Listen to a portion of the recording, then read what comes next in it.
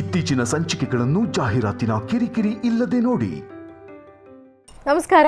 G Kannada ವಾಹಿನಿಯ ಸಮಸ್ತ ವೀಕ್ಷಕರಿಗೆಲ್ಲ ಶುಭ ಚೈತ್ರ ಮಾಸದ ಶುಭ ಬುಧವಾರದ ವಿಶೇಷ ಮಹರ್ಷಿವಾಣಿ ನೇರ ಪ್ರಸಾರ ಕಾರ್ಯಕ್ರಮಕ್ಕೆ ಆತ್ಮೀಯವಾದಂತಹ ಸುಸ್ವಾಗತ. ಸ್ಪೆಷಲ್ ಪಾರ್ಟ್ನರ್ಸ್ ಅಮೃತ ಬಿಂದು. ಹೊಟ್ಟೆ ನೋವು, ಹೊಟ್ಟೆ ಹುಣ್ಣು, ಎದೆಯುರಿ, ಆಸಿಡಿಟಿ, ಗ್ಯಾಸ್ಟ್ರಿಕ್, ಅಜೀರ್ಣ ಇಂತಹ ಹೊಟ್ಟೆಗೆ ಸಂಬಂಧಪಟ್ಟಂತಹ ಎಲ್ಲ ಸಮಸ್ಯೆಗಳಿಗೂ ರಾಮಬಾಣದಂತೆ ಕೆಲಸ ಮಾಡುತ್ತೆ ಅಮೃತ ಬಿಂದು. ಅಷ್ಟೇ ಅಲ್ಲದೆ ಇತ್ತೀಚೆಗಷ್ಟೇ ಲೋಕಾರ್ಪಣೆಯಾಗಿರುವಂತಹ ಡಾಕ್ಟರ್ ಮಹರ್ಷಿ ಆನಂದ್ ಗುರುಜಿಯವರ ಬ್ರಹ್ಮರ್ಷಿ ಆನಂದ ಸಿದ್ಧಿಪೀಠಂ ಸಂಸ್ಥಾನ ಮತ್ತು ಅಮೃತ ಬಿಂದು ಅವರ ಡಯಾಬೆಟಿಕ್ ರಿಸರ್ಚ್ ಅಭಿವೃದ್ಧಿಪಡಿಸಿದೆ. 100% ಆಯುರ್ವೇದಿಕ್ ಅಂಶಗಳನ್ನು ಹೊಂದಿರುವಂತಹ ಸಕ್ಕರೆ ಕಾಯಿಲೆ ನಿಯಂತ್ರಣಕ್ಕಾಗಿ ಇರುವಂಥದ್ದು ಮಧುಮೇಹ ನಿವಾರಣಾ ಚೂರ್ಣ. ಮಧುಮೇಹ ನಿವಾರಣಾ ಚೂರ್ಣ ಈಗ ಮಧುಮೇಹ ಎನ್ ಆಗಿದೆ. ನಿಮ್ಮ ಸಮೀಪದ ಎಲ್ಲ ಮೆಡಿಕಲ್ ಸ್ಟೋರ್ಗಳಲ್ಲೂ ಕೂಡ ಲಭ್ಯತೆ, ಖಂಡಿತವಾಗಿ ಕೊಂಡ್ಕೊಳ್ಳಿ.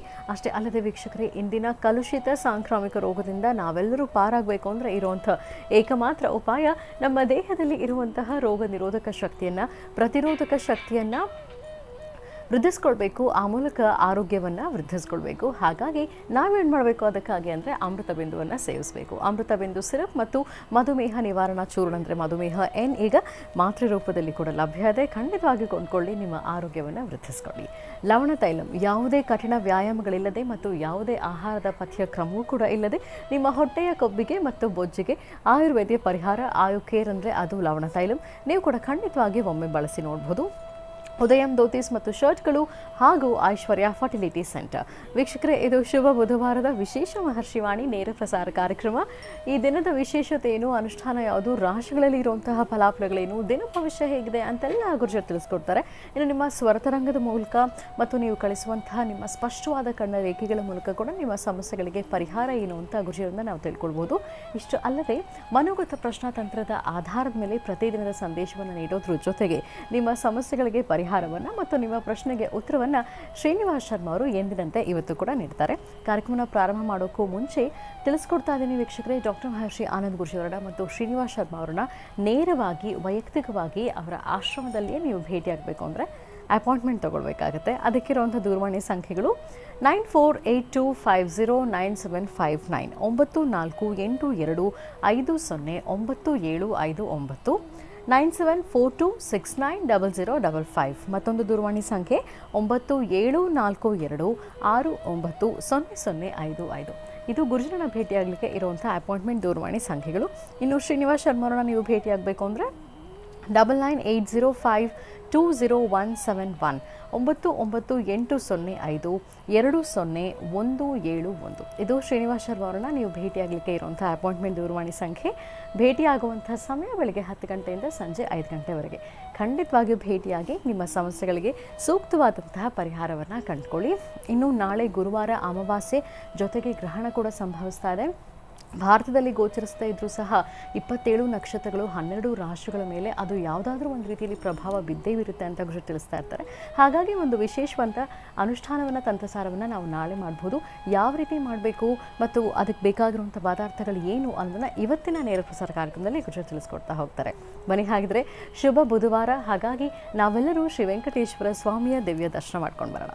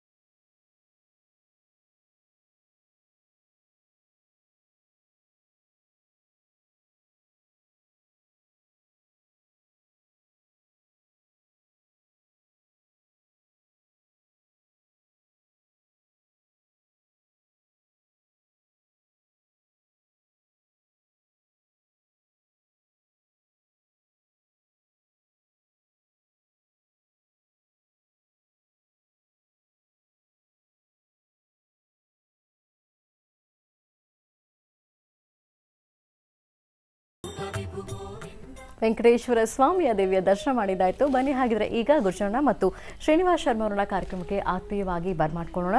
ಶ್ರೀಯುತರು ಸಾಮುದ್ರಿಕ ಶಿರೋಮಣಿ, ಸ್ವರ ಸರ್ವಜ್ಞ, ದರ್ಪಣಾಂಜನ, ಚಕ್ಷುಮತಿ ವಿದ್ಯಾನಿಪುಣ, ಶ್ರೀ ವಿದ್ಯೋಪಾಸಕ ರತ್ನ, ಅಥರ್ವಣ ಪರಿಹಾರ ಪ್ರವೀಣ, ವನಸಿರಿ ಆಯುರ್ವೇದ ರತ್ನರು ಮತ್ತು ರಾಜ್ಯದ ಧಾರ್ಮಿಕ ಪರಿಷತ್ನ ಸದಸ್ಯರೂ ಆಗಿರುವಂತಹ ಶ್ರೀ ಶ್ರೀ ಡಾಕ್ಟರ್ ಮಹರ್ಷಿ ಆನಂದ್ ಗುಜರು ಮತ್ತು ಅವರ ಸುಪುತ್ರ ಶ್ರೀನಿವಾಸ್ ಶರ್ಮಾ ಅವರನ್ನ ಕಾರ್ಯಕ್ರಮಕ್ಕೆ ಆತ್ಮೀಯವಾಗಿ ಬರ್ಮಾಡ್ಕೊಳ್ಳೋಣ. ಗುರುಜಿ ನಮಸ್ತೆ. ಕಾರ್ಯಕ್ರಮಕ್ಕೆ ಭಕ್ತಿಪೂರ್ವಕ ಸುಸ್ವಾಗತ. ನಮಸ್ತೆ ಮಾ. ನಮಸ್ತೆ. ಓಂ ನಮಸ್ತೆ ಸ್ತು ಮಹಾಮಾಯೇ ಶ್ರೀಪೀಠೆ ಸುರಭುಜಿತೇಂ ಶಂಖಚಕ್ರ ಗದಾಹಸ್ತೆ ಮಹಾಲಕ್ಷ್ಮೀ ನಮೋಸ್ತುತೆ. ಕಲ್ಯಾಣಾತ್ಮಕಗಾತ್ರಾತ್ ಕಾಮಿಧಾರ್ಥಪ್ರದಾಯಿನಿಂ ಶ್ರೀಮದ್ವೆಂಕಟನಾಥಾಯಾಂ ಶ್ರೀನಿವಾಸಾಯ ಮಂಗಳಂ. ವೆಂಕಟೇಶೋ ವಾಸುದೇವೋ ಪ್ರದ್ಯುಮ್ನೋವಿತ ವಿಕ್ರಮಃ ಸಂಕರ್ಷಣಾನಿವೃದ್ಧಶ್ಚ ಶೇಷಾದ್ರಿಪತಿರೇವ ಚ. ಗೋವಿಂದ ಗೋವಿಂದ. ಗೋವಿಂದನ ನಾಮಸ್ಮರಣೆ ಮಾಡ್ತಾ ಬುಧವಾರದ ಮಹಾವಿಷ್ಣುವನ್ನ ಆರಾಧನೆ ಮಾಡಿ, ಬೆಳಿಗ್ಗೆದ್ದರೆ ಅಮಾವಾಸ್ಯೆ, ಗ್ರಹಣ ಕಾಲ, ಒಂದಷ್ಟು ರಾಶಿಗಳಿಗೆ ಶುಭ, ಒಂದಷ್ಟು ರಾಶಿಗಳಿಗೆ ಅಶುಭ ಎಂಬತಕ್ಕಂಥದ್ದು ಈಗಾಗಲೇ ಸಾಕಷ್ಟು ಕಡೆ ಎಲ್ಲರೂ ತಿಳಿಸ್ತಾ ಬರ್ತಾ ಇದ್ದಾರೆ. ಭಾರತಕ್ಕೆ ಕಾಣದೇ ಇರತಕ್ಕಂಥ ಗ್ರಹಣದಿಂದಲೂ ಇಂಥದ್ದೆಲ್ಲ ಆಗುತ್ತಾ ಅಂತಕ್ಕಂಥದ್ರ ಪ್ರಶ್ನೆ ಒಂದಷ್ಟು ಜನಕ್ಕೆ. ಗ್ರಹಣ ಇದೆ ಇಲ್ಲ ಎಂಬತಕ್ಕಂಥದ್ರ ಬಗ್ಗೆ ಚಿಂತನೆ ಮಾಡೋದಾದರೆ, ಗ್ರಹಣ ಇದೆ ಅಂತಂದಾಗ ಅದರಿಂದ ಆಗ್ತಕ್ಕಂತಹ ಸಮಸ್ಯೆಗಳಾಗಲಿ ಲಾಭ ನಷ್ಟಗಳಾಗಲಿ ಎಲ್ಲವೂ ಸಹಿತ ಇದ್ದೇ ಇರುತ್ತೆ. ಆದರೆ ಗ್ರಹಣ ಕಾಲದಲ್ಲಿ ಒಂದಷ್ಟು ತಂತ್ರಸಾರಗಳನ್ನು ಅಥವಾ ಒಂದಷ್ಟು ವಿದ್ಯಾರಹಸ್ಯಗಳನ್ನು ಅಥವಾ ಒಂದಷ್ಟು ವಿಶೇಷವಾಗಿರ್ತಕ್ಕಂಥ ಮನುಷ್ಯನಿಗೆ ಬೇಕಾಗಿರುವಂಥ ಯಶಸ್ಸಿನ ಹಾದಿಗೆ ಇರ್ತಕ್ಕಂಥ ತಂತ್ರಗಳನ್ನು ಸಿದ್ಧಿಪಡಿಸ್ಕೊಳ್ಳೋದ್ರಲ್ಲಿ ಖಂಡಿತ ತಪ್ಪಲ್ಲ, ಲೋಪವೂ ಇಲ್ಲ. ಹಾಗೆ ಗ್ರಹಣ ಎಂಬತಕ್ಕಂಥದ್ದು, ಅದರಲ್ಲೂ ಗುರುವಾರದ ಗ್ರಹಣ, ಅಮಾವಾಸ್ಯೆ ಗ್ರಹಣ, ರಾಹುಗ್ರಸ್ತ ಸೂರ್ಯಗ್ರಹಣ, ಇದೆಲ್ಲವೂ ಮತ್ತಷ್ಟು ವಿಶೇಷವಾಗಿರ್ತಕ್ಕಂಥದ್ದು. ಗ್ರಹಣ ಕಾಲ ಆದ್ದರಿಂದ ಎಲ್ಲರೂ ಚಿಂತನೆ ಮಾಡಬೇಕು, ಆ ಕಾಲದಲ್ಲಿ ಎಲ್ಲರೂ ಹೇಗಿರಬೇಕು, ಎಚ್ಚರಿಕೆ ಹೇಗಿರಬೇಕು ಅಂತಕ್ಕಂಥದ್ದು. ನಿನ್ನೆ ಸಂಚಿಕೆಯಲ್ಲಿ ತಿಳಿಸ್ಕೊಟ್ಟೆ ನಾನು. ಹೆಣ್ಣು ಮಕ್ಕಳು ಯಾವುದೇ ಕಾರಣಕ್ಕೂ, ಅದರಲ್ಲೂ ಗರ್ಭವತಿಯರು ಯಾವುದೇ ಕಾರಣಕ್ಕೂ, ಗರ್ಭ ಧರಿಸಿರ್ತಕ್ಕಂಥ ಸ್ತ್ರೀಯರು ಬಹಳ ಎಚ್ಚರಿಕೆಯ ನಡೆಯಬೇಕು. ನೀವು ದುಡುಕಿ ತೀರ್ಮಾನ ತಂದುಕೊಳ್ಳಬೇಡಿ, ಅಥವಾ ಎಲ್ಲೋ ಒಂದು ಕಡೆ ನಿಮ್ಮ ಮನಸ್ಸನ್ನು ಗಟ್ಟಿ ಮಾಡಿಕೊಂಡು ಏನಾಗುತ್ತೆ ಬಿಡು ಅಂತ ಹೇಳಿ ನಿಮ್ಮ ಮಂಡತನವನ್ನು ನೀವು ತೋರಿಸಿದ್ದು ಪ್ರದರ್ಶನ ಮಾಡಿದ್ರೆ, ಗರ್ಭದಲ್ಲಿರ್ತಕ್ಕಂಥ ಶಿಶು, ಮಗು ಏನೂ ಅರಿಯದ ಕಂದಮ್ಮ, ಜೊತೆಗೆ ನಾಳೆ ಇನ್ನೂ ಪ್ರಪಂಚವನ್ನೇ ನೋಡದಿರತಕ್ಕಂಥದ್ದು ಶಿಕ್ಷೆಗೆ ದಾರಿಯಾಗಿಬಿಡುತ್ತೆ. ಅದಾಗಬಾರ್ದು. ಅಂದರೆ ಆ ಜಾತಕದಲ್ಲೂ, ಆ ಮಗುವಿನ ಜಾತಕದಲ್ಲೂ, ಆ ಮಗುವಿಗೂ ಸಹಿತ ಭಗವಂತ ಪೂರ್ವದಲ್ಲೇ ನೋಡಿ ಒಂದು ಸಣ್ಣದಾದಂತಹ ಒಂದು ಪಿಂಡವಾಗಿ ತಯಾರವಾಗುವಂಥದ್ದು, ಗರ್ಭದಲ್ಲಿ ಸೇರುವಂಥದ್ದು ಸಣ್ಣದಾದಂತಹ ಒಂದು ಆಕೃತಿಯಿಂದ ಪ್ರಾರಂಭ ಆಗುತ್ತೆ. ಆ ಪ್ರಾರಂಭವಾಗುವ ಕ್ಷಣದಲ್ಲೇ ಭಗವಂತ ನಿರ್ಣಯಿಸುತ್ತಾನೆ, ಇಂಥವ್ರ ಹೊಟ್ಟೆಯಲ್ಲಿ ಹುಟ್ಟಬೇಕು, ಇಂಥ ತಂದೆ ತಾಯಿ ನಿನಗಾಗಬೇಕು, ನಿನ್ನ ಬದುಕಲ್ಲಿ ಇಂಥದ್ದೆಲ್ಲ ನಡೆದು ಹೋಗಬೇಕು ಅಂತ ಅಂದೇ ಬರೆದಿಟ್ಟಿರ್ತಾರೆ. ತಪ್ಪಿಸ್ಲಿಕ್ಕೆ ಆಗೋದಿಲ್ಲ. ಆದರೆ ಒಂದು ಸತ್ಯ, ನಾವು ನಮ್ಮಿಂದ ಯಾವುದೇ ಸಮಸ್ಯೆ ಆಗಬಾರ್ದು, ನಮ್ಮಿಂದ ತೊಂದರೆ ಆಗಬಾರ್ದು ಎಂಬತಕ್ಕಂಥ ಚಿಂತನೆ ಪ್ರತಿಯೊಬ್ಬ ತಾಯಿಯೂ ಚಿಂತನೆ ಮಾಡ್ತಾರೆ. ಯಾಕೆಂದರೆ ಮುಂದೆ ಆಗುವಂತಹದ್ದು, ಮುಂದೆ ಅದರ ಬೆಳವಣಿಗೆ, ಮುಂದೆ ಅದರ ಸುಖ, ಸಂತೋಷ, ನೆಮ್ಮದಿ ಎಲ್ಲವನ್ನು ನೋಡೋದು ಮೊದಲು ತಾಯಿನೇ ಅಲ್ವಾ. ಹಾಗಾಗಿ ಆ ತಾಯಿ ಯಾವುದೇ ಕಾರಣಕ್ಕೂ ಗ್ರಹಣ ಕಾಲಗಳನ್ನು ಸ್ವಲ್ಪ ಎಚ್ಚರಿಕೆಯ ನಡೆಯಬೇಕು. ಇವತ್ತು ಒಂದು ದಿವಸ ಕೂತು ನಾವು ಹೇಳ್ತಿದ್ರೆ ನೀವು ಹೇಳೋದ್ರಲ್ಲಿ ಅರ್ಥ ಇದೆ, ನೀವು ಕೇಳೋದು ಬಿಡೋದು ನಿಮಗೆ ಬಿಟ್ಟು ವಿಚಾರ. ಆದರೆ ಆನಂದ್ ಗುರೂಜಿ ಒಬ್ಬರಲ್ಲ, ಹಿಂದಿನ ಋಷಿಮುನಿಗಳ ಕಾಲದಿಂದ ಅಷ್ಟೇ ಯಾಕೆ ಇವತ್ತು ನೀವೆಲ್ಲರೂ ನಂಬುತ್ತಾ ಇದ್ದೀವಿ ವಿಜ್ಞಾನವನ್ನು. ಆ ವಿಜ್ಞಾನದಲ್ಲಿರ್ತಕ್ಕಂತಹ ವಿಜ್ಞಾನಿಗಳು ಸಹಿತ ಹೇಳ್ತಾರಲ್ಲ, ಬರಿಗಣ್ಣಲ್ಲಿ ನೋಡಬೇಡಿ ಅಂದರೆ ಒಂದು ಸೂಕ್ಷ್ಮ ಅರ್ಥ ಮಾಡ್ಕೊಳ್ಳಿ. ಹೇಳುವ ಮಾರ್ಗ ನಾವು ಈ ಕಡೆಯಿಂದ ಹೇಳಿದ್ರೆ ಅವ್ರು ಆ ಕಡೆಯಿಂದ ಹೇಳಿರ್ತಾರೆ. ಏನಾದರೂ ಕೊನೆಗೆ ನಾವು ತಿಳ್ಕೊಳ್ಬೇಕಾದ್ದು ಗ್ರಹಣ ಎಂಬತಕ್ಕಂಥದ್ದು, ಅದರ ಕೋಪ, ಅದರ ಒಂದು ವಿಕೋಪದ ಅಥವಾ ಅದರ ಒಂದು ನಡೀತಕ್ಕಂತಹ ಪ್ರಕ್ರಿಯೆಗಳು ಬೇರೆಯೇ ಇರುತ್ತೆ ಎಂಬತಕ್ಕಂಥದ್ದನ್ನು ಎಲ್ಲರೂ ಪ್ರತಿಬಿಂಬಿಸ್ತಾ ಇದ್ದೀವಿ. ಆದರೆ ಹೇಳುವ ರೀತಿ ಬೇರೆ, ಆದರೆ ಅದನ್ನು ಅನುಸರಿಸಬೇಕಾಗಿರ್ತಕ್ಕಂಥದ್ದು ಎಲ್ಲರ ಆದ್ಯ ಕರ್ತವ್ಯ. ಒಳ್ಳೆಯದಾಗಲಿ. ಈ ದಿನದ ಸಂದೇಶವನ್ನು ಶ್ರೀನಿವಾಸ್ ಶರ್ಮಾ ಅವರು ಯಾವ ರೀತಿ ನೀಡ್ತಾರೆ ಈಗ ತಿಳ್ಕೊಳ್ಳೋಣ. ಹೌದಮ್ಮ.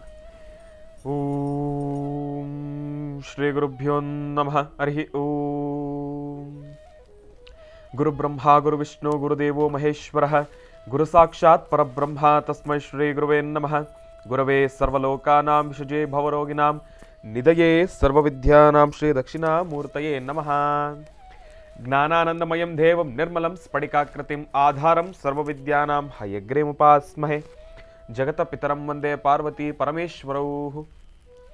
ಪ್ರತಿನಿತ್ಯದ ಕಾರ್ಯಕ್ರಮದಂತೆ ಮೊದಲನೇದಾಗಿ ನನ್ನ ಅಜ್ಜಿ ತಾತರವರನ್ನ ಶ್ರದ್ಧಾ ಭಕ್ತಿಯಿಂದ ಪ್ರಾರ್ಥನೆಯನ್ನು ಮಾಡ್ತಾ, ನನ್ನ ಗುರುಸ್ಥಾನದಲ್ಲಿರ್ತಕ್ಕಂಥ ನನ್ನ ತಂದೆಯವರಾದಂಥ ಆನಂದ್ ಗುರೂಜಿಯವರ ಪಾದರವಿಂದಗಳಿಗೆ ನಮನವನ್ನು ಮಾಡ್ತಾ, ಮತ್ತು ನನ್ನ ಮಾತೃಶ್ರೀಯವರನ್ನು ಕೂಡ ಶ್ರದ್ಧಾ ಭಕ್ತಿಯಿಂದ ಪ್ರಾರ್ಥನೆಯನ್ನು ಮಾಡ್ತಾ, ನೋಡಿ ನಾವು ಹಾಕ್ತಕ್ಕಂಥ ಪ್ರತಿಯೊಂದು ಹೆಜ್ಜೆಯಲ್ಲೂ ಕೂಡ ಯಾವತ್ತೂ ಕೂಡ ನಮ್ಮ ಮಾತಾಪಿತೃಗಳನ್ನು ಯಾವ ಕಾರಣಕ್ಕೂ ಕೂಡ ಮರಿಬಾರ್ದು. ನಮ್ಮ ಅಜ್ಜಿ ತಾತರವರನ್ನು ಕೂಡ ಯಾವ ಕಾರಣಕ್ಕೂ ಕೂಡ ಮರಿಬಾರ್ದು.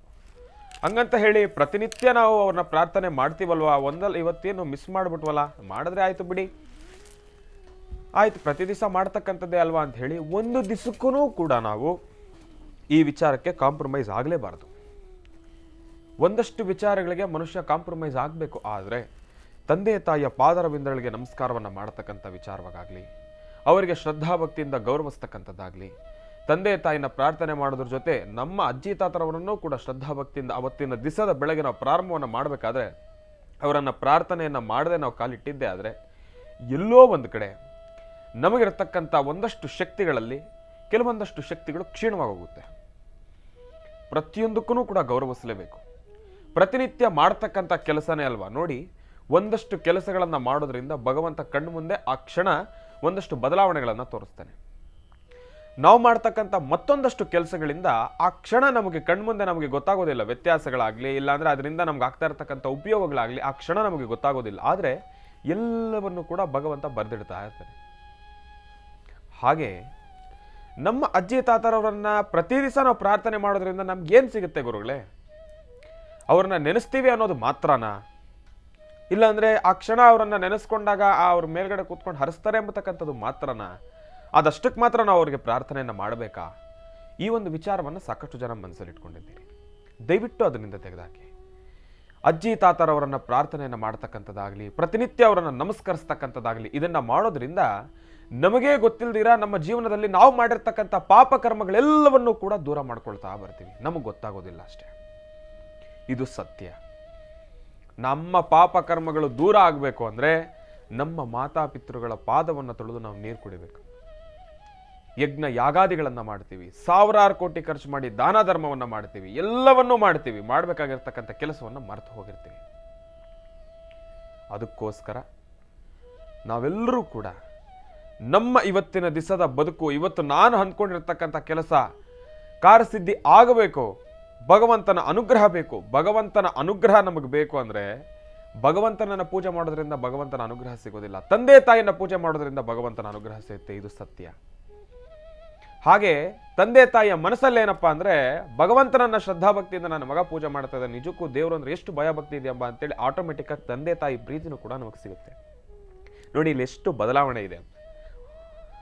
ಭಗವಂತನನ್ನ ಪ್ರಾರ್ಥನೆ ಮಾಡಿದ್ರೆ ತಂದೆ ತಾಯಿ ಪ್ರೀತಿ ಸಿಗುತ್ತೆ. ತಂದೆ ತಾಯಿಯನ್ನು ಶ್ರದ್ಧಾಭಕ್ತಿಯಿಂದ ನಾವು ಪ್ರಾರ್ಥನೆ ಮಾಡ್ತಕ್ಕಂಥದ್ದು, ಅವರನ್ನ ಗೌರವಿಸ್ತಕ್ಕಂಥದ್ದಾಗ್ಲಿ ಮಾಡಿದ್ರೆ ಭಗವಂತನ ಅನುಗ್ರಹ ನಮಗೆ ಸಿಗುತ್ತಂತೆ. ಎಷ್ಟು ಅರ್ಥಾರ್ಥವಿದೆ ಇದರಲ್ಲಿ. ಅದನ್ನ ನಾವೆಲ್ಲರೂ ಕೂಡ ಅರ್ಥ ಮಾಡ್ಕೊಳ್ಬೇಕು. ಅದಕ್ಕೋಸ್ಕರ ಬರೀ ಭಗವಂತನನ್ನ ಪ್ರಾರ್ಥನೆ ಮಾಡ್ತಾ ಮಾಡ್ತಾ ಮಾಡ್ತಾ ನಾವೆಲ್ಲರೂ ಕೂಡ ಪ್ರತ್ಯಕ್ಷವಾಗಿ ಕಾಣ್ತಕ್ಕಂಥ ದೇವರು ತಂದೆ ತಾಯಿಯನ್ನ ನಾವೆಲ್ಲರೂ ಕೂಡ ಮರೆತೋಗ್ತಾ ಇದ್ದೀವಿ. ಭಗವಂತ ನಮ್ಗೆ ಹೇಳ್ತಾ ಇರೋದು ಕೂಡ ಅದನ್ನೇ. ಮೊದಲು ತಂದೆ ತಾಯಿ, ಪ್ರತ್ಯಕ್ಷವಾಗಿ ಕಾಣತಕ್ಕಂಥ ದೇವರುಗಳು, ಅವರನ್ನ ಶ್ರದ್ಧಾಭಕ್ತಿಯಿಂದ ಪ್ರಾರ್ಥನೆಯನ್ನು ಮಾಡಬೇಕು. ನೀವು ಅವರಿಗೆ ಗೌರವ ಕೊಡ್ತೀರಾ, ನೀವು ನನಗೆ ಬಂದ್ಬಿಟ್ಟು ಇಷ್ಟೆಲ್ಲ ಮಾಡಿದ್ರೆ ನಾನು ನಿಮ್ಗೆ ಯಾವ ರೀತಿ ನಾನು ನಿಮ್ಗೆ ಅನುಗ್ರಹವನ್ನು ಕೊಡಲಿ ಅಂತ ಹೇಳಿ ಭಗವಂತನೇ ಎಲ್ಲೋ ಒಂದು ಕಡೆ ಪ್ರಶ್ನೆ ಮಾಡ್ತಾನೆ ಕೆಲವೊಂದ್ಸತಿ. ಇದು ಸತ್ಯ. ಪ್ರತ್ಯಕ್ಷವಾಗಿ ಕಾಣತಕ್ಕಂಥ ದೇವರೇ ತಂದೆ ತಾಯಿ. ಮೊದಲನೇದಾಗಿ ನಾವು ಅವರನ್ನು ಗೌರವಿಸಬೇಕು, ಅವರ ಪಾದರವಿಂದಗಳಿಗೆ ನಮಸ್ಕಾರವನ್ನು ಮಾಡಬೇಕು. ಜನ್ಮ ಕೊಟ್ಟಿರ್ತಕ್ಕಂಥ ತಂದೆ ತಾಯಿಯ ಪಾದಕ್ಕೆ ಬೀಳೋದ್ರಲ್ಲಿ ನಮ್ಗೆ ಯಾವುದೇ ರೀತಿ ಅವಮಾನ ಎಂಬತಕ್ಕಂಥದ್ದು ಆಗೋದಿಲ್ಲ. ಆ ಪದಕ್ಕಲ್ಲಿ ಜಾಗವೂ ಇಲ್ಲ, ಆ ಪದಕ್ಕಲ್ಲಿ ಅರ್ಥವೂ ಇಲ್ಲ. ಇವತ್ತಿನ ದಿವಸ ಭೂಮಿ ಮೇಲೆ ನಿಂತು ನಾವು ಒಂದು 2 ನಿಮಿಷಗಳ ಕಾಲ ಉಸಿರಾಡ್ತಾ ಇದ್ದೀವಿ, ಒಂದು 10 ನಿಮಿಷಗಳ ಕಾಲ ಬೇಕಾಗಿರ್ತಕ್ಕಂಥ ಬಟ್ಟೆಯನ್ನು ಧರಿಸ್ತಾ ಇದ್ದೀವಿ, ನಮ್ಗೆ ಎಷ್ಟು ಬಂದಂತ ರೀತಿ ನಾವು ಬದುಕ್ತಾ ಇದ್ದೀವಿ ಅನ್ನೋದಕ್ಕೆ ಕಾರಣ ನಮ್ಮ ತಂದೆ ತಾಯಿ. ಅವರು ನಮಗೆ ಅನುಗ್ರಹಿಸಿ ಭೂಮಿ ಮೇಲೆ ತರಲಿಕ್ಕೆ ಅವಕಾಶ ಮಾಡಿಕೊಟ್ಟಿರಲಿಲ್ಲ ಅಂದ್ರೆ ನಮ್ಗೆಲ್ಲಿಯ ವೈಭೋಗ? ಅವರಿಲ್ಲ ಅಂದ್ರೆ ನಾವಿಲ್ಲ. ತಂದೆ ತಾಯಿಯ ವಿಚಾರಕ್ಕೆ ಬಂದರೆ ತಂದೆ ತಾಯಿಯ ಮುಂದೆಗಡೆ ಬೇರೆ ಯಾವುದೂ ದೊಡ್ಡದಲ್ಲ ಪ್ರಪಂಚದಲ್ಲಿ. ಇವತ್ತಿನ ದಿವಸ ಸಾಕಷ್ಟು ಜನ ನಾವೇನು ಮಾಡ್ತಾ ಇದ್ದೀವಿ, ಈ ಪ್ರೀತಿ ಪ್ರೇಮದ ವಿಚಾರಕ್ಕೆ ಬರೋದಾದರೆ ನಾವೆಲ್ಲರೂ ಕೂಡ ಒಂದು ಕ್ಷಣ ತಂದೆ ತಾಯಿಯನ್ನ ಕಡೆಗಣಿಸ್ಬಿಡ್ತೀವಿ, ಮರೆತು ಬಿಡ್ತೀವಿ. ಒಂದು ನಾವು ಅರ್ಥ ಮಾಡ್ಕೊಳ್ಬೇಕಾಗಿರ್ತಕ್ಕಂಥ ವಿಚಾರ, ನಾವು ಪ್ರೀತಿ ಮಾಡ್ತಕ್ಕಂಥ ಪ್ರೇಯಸಿನೋ ಇಲ್ಲಾಂದ್ರೆ ಪ್ರಿಯತಮನನ್ನೋ ನಾವು ಒಲಿಸ್ಕೊಳ್ಬೇಕು ಆಗಲಿ, ಅವರು ನಮಗೆ ಬೇಕು ಅಂತಂದ್ರೆ, ನಾನು ಪ್ರೀತಿ ಮಾಡ್ತಾ ಇದ್ದೀನಿ ಎಂಬತಕ್ಕಂಥ ಮಾತನ್ನ ಹೇಳಿದಾಗ ಎದುರುಗಡೆ ಇರ್ತಕ್ಕಂಥ ವ್ಯಕ್ತಿ ಪ್ರಿಯತಮನೋ ಪ್ರಿಯತಮನ ಆಕೆ ಆ ಒಂದು ಒಳ್ಳೆಯ ಆ ಒಂದು ರೆಸ್ಪಾನ್ಸ್ ಬರ್ಬೇಕಂದ್ರೆ, ಹೌದು ನಾನು ನಿಮ್ಮನ್ನ ಪ್ರೀತಿ ಮಾಡ್ತಾ ಇದ್ದೀನಿ ಎಂಬತಕ್ಕಂಥ ರೆಸ್ಪಾನ್ಸ್ ಬರ್ಬೇಕು ಅಂದ್ರೆ ವರ್ಷಾನ್ಗಟ್ಲೆ ಕಾಯ್ತೀವಿ ನಾವು. ಅವರನ್ನ ಪ್ರೀತಿ ಮಾಡ್ತಾನೆ ಇರ್ತೀವಿ. ಅದೇ ತಂದೆ ತಾಯಿಯನ್ನು ಆ ವಿಚಾರಕ್ಕೆ ಒಪ್ಪಿಸ್ಬೇಕು ಅಂದರೆ ತಂದೆ ತಾಯಿ ಮಾತ್ರ 2 ನಿಮಿಷದಲ್ಲಿ ಯೋಚನೆನೂ ಮಾಡಿದ್ರೆ ಆಯ್ತಪ್ಪ ನೀನು ಮದುವೆ ಮಾಡ್ಕೊ ಅಂತ ಒಪ್ಪಿಡ್ಬೇಕು. ಒಪ್ಪಲಿಲ್ಲ ಅಂದರೆ ಆ ಕ್ಷಣ ನಾವು ತೆಗೆದುಕೊಳ್ತಕ್ಕಂಥ ತೀರ್ಮಾನವೇ ಬೇರೆ. ಅದೇ ಈ ಕ್ಷಣ ತಗೊಳ್ಳಿ ನೀವು ತೀರ್ಮಾನನ, ಹೌದು ಆಕೆ ಒಪ್ಪಲಿಲ್ಲ ಬಿಡಪ್ಪ ಅಂತ ಹೇಳಿ ತಾವು ಸುಮ್ಮನೆ ಕುತ್ಕೊಂಡ್ಬಿಡ್ತೀರಾ? ಪ್ರಯತ್ನ ಪಡೋದಿಲ್ವಾ? ನಮಗೇ ಗೊತ್ತಿಲ್ಲದೆ ಇರೋ ರೀತಿ ಪ್ರಯತ್ನವನ್ನು ಪಡ್ತಾ ಇರ್ತೀವಿ. ನಾನು ಹೇಳಕ್ ಬರ್ತಾ ಇರೋದೇನಪ್ಪ ಅಂದರೆ, ತಂದೆ ತಾಯಿನ ನಾವು ಪ್ರೀತಿ ಮಾಡ್ತಕ್ಕಂಥದ್ದು ದೊಡ್ಡ ವಿಷಯ ಅಲ್ಲ. ಇವತ್ತಿನ ದಿವಸ ನಾವು ಪ್ರೀತಿಯಲ್ಲಿ ನಾವು ಯಾವಾಗ ಸಕ್ಸಸ್ಫುಲ್ ಆಗ್ತೀವಿ ಅಂದರೆ, ತಂದೆ ತಾಯಿಯನ್ನು ಗೌರವಿಸಿ ಅವರ ಒಪ್ಪಿಗೆಯಿಂದ ಅವರನ್ನು ಮುಂದೆ ನಿಲ್ಲಿಸಿ ಕೂತು ಮಾತಾಡಿಸಿ ಅವರ ಒಪ್ಪಿಗೆಯ ತಗೊಂಡು ನಾವು ಮದುವೆಯನ್ನು ಆಗೋದೇ ಆದರೆ ಆಗ ಹೇಳ್ತೀನಿ ನಾವು ಪ್ರೀತಿ ಮಾಡಿದ್ದಕ್ಕೂ ಕೂಡ ಒಂದು ಅರ್ಥ ಬರುತ್ತೆ. ಪ್ರೀತಿ ಮಾಡಿ ಮದುವೆ ಆದಾಗ ಅದು ಒಂದು ಸಕ್ಸಸ್ಫುಲ್ ಆಗುತ್ತೆ. ತಂದೆ ತಾಯಿಯನ್ನು ಧಿಕ್ಕರಿಸಿ ತಂದೆ ತಾಯಿಯನ್ನು ದೂರ ಮಾಡಿಕೊಂಡು ಎಲ್ಲೋ ಹೋಗಿ ದೇವಸ್ಥಾನದಲ್ಲಿ ನಿಂತ್ಕೊಂಡು ಇಲ್ಲಾಂದ್ರೆ ಎಲ್ಲೋ ಮಾರ್ಗ ಮಧ್ಯದಲ್ಲಿ ನಿಂತ್ಕೊಂಡು ತಾಳಿ ಕಟ್ತಕ್ಕಂಥದ್ದು ದೊಡ್ಡ ವಿಷಯ ಅಲ್ಲ. ನೀವು ಮಾಡ್ತಕ್ಕಂಥ ಕೆಲಸವೂ ಅದಲ್ಲ. ಅದರಿಂದ ನೀವ್ಯಾರೂ ದೊಡ್ಡವರಾಗೋದಿಲ್ಲ. ಎಷ್ಟೊಂದು ಜನ ಅನ್ಕೊಂಡ್ಬಿಡ್ತಾರೆ, ನಾನು ಪ್ರೀತಿಗೋಸ್ಕರ ನಾನು ಏನು ಬೇಕಾದರೂ ಮಾಡಕ್ಕೆ ರೆಡಿ. ತಂದೆ ತಾಯಿನೇ ಒಪ್ಸಕ್ಕಾಗಲಿಲ್ಲ, ಇನ್ನೇನು ಮಾಡಕ್ಕೆ ರೆಡಿ? ನಾವು ಹೆತ್ತ ತಂದೆ ತಾಯಿಗೆ ನಾವು ಯಾವತ್ತೂ ಕೂಡ ಗೌರವವನ್ನು ಕೊಡಬೇಕು. ಇದನ್ನು ನಾವೆಲ್ಲರೂ ಕೂಡ ಮನಸ್ಸಲ್ಲಿ ಇಟ್ಕೊಳ್ಬೇಕು. ತಂದೆ ತಾಯಿನೇ ಪ್ರಥಮ. ತಂದೆ ತಾಯಿನ ನಾವೆಲ್ಲರೂ ಕೂಡ ಶ್ರದ್ಧಾಭಕ್ತಿಯಿಂದ ಪ್ರಾರ್ಥನೆಯನ್ನು ಮಾಡಬೇಕು. ಜಗತ ಪಿತರಂ ಒಂದೇ ಪಾರ್ವತಿ ಪರಮೇಶ್ವರರನ್ನು ಪ್ರಾರ್ಥನೆಯನ್ನು ಮಾಡಬೇಕು. ಬುಧವಾರ ಬಹಳ ವಿಶೇಷವಾಗಿ ಲಕ್ಷ್ಮೀ ವೆಂಕಟೇಶ್ವರ, ಭಗವಂತ ತಿರುಮಲ ತಿರುಪತಿ ಶ್ರೀನಿವಾಸ, ತಾಯಿ ಮಹಾಲಕ್ಷ್ಮಿ ಅವರನ್ನು ಶ್ರದ್ಧಾಭಕ್ತಿಯಿಂದ ಪ್ರಾರ್ಥನೆಯನ್ನು ಮಾಡಬೇಕು.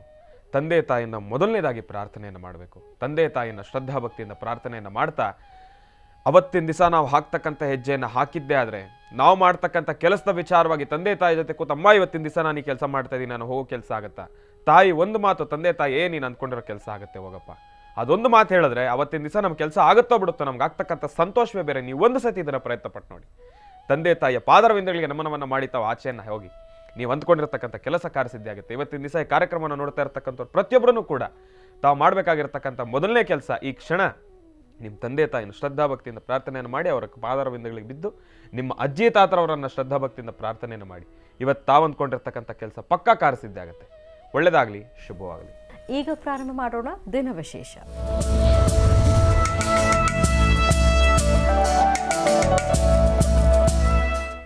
ಈ ಶುಭ ದಿನ ಬುಧವಾರದ ವಿಶೇಷತೆ ಏನು ತಿಳ್ಕೊಳ್ಳೋಣ ಗುರುಜಿಯವರಿಂದ. ಗುರುಜಿ, ಪಂಚಾಂಗ ಶ್ರವಣ ಮಾಡೋಣ. ಖಂಡಿತಮ್ಮ.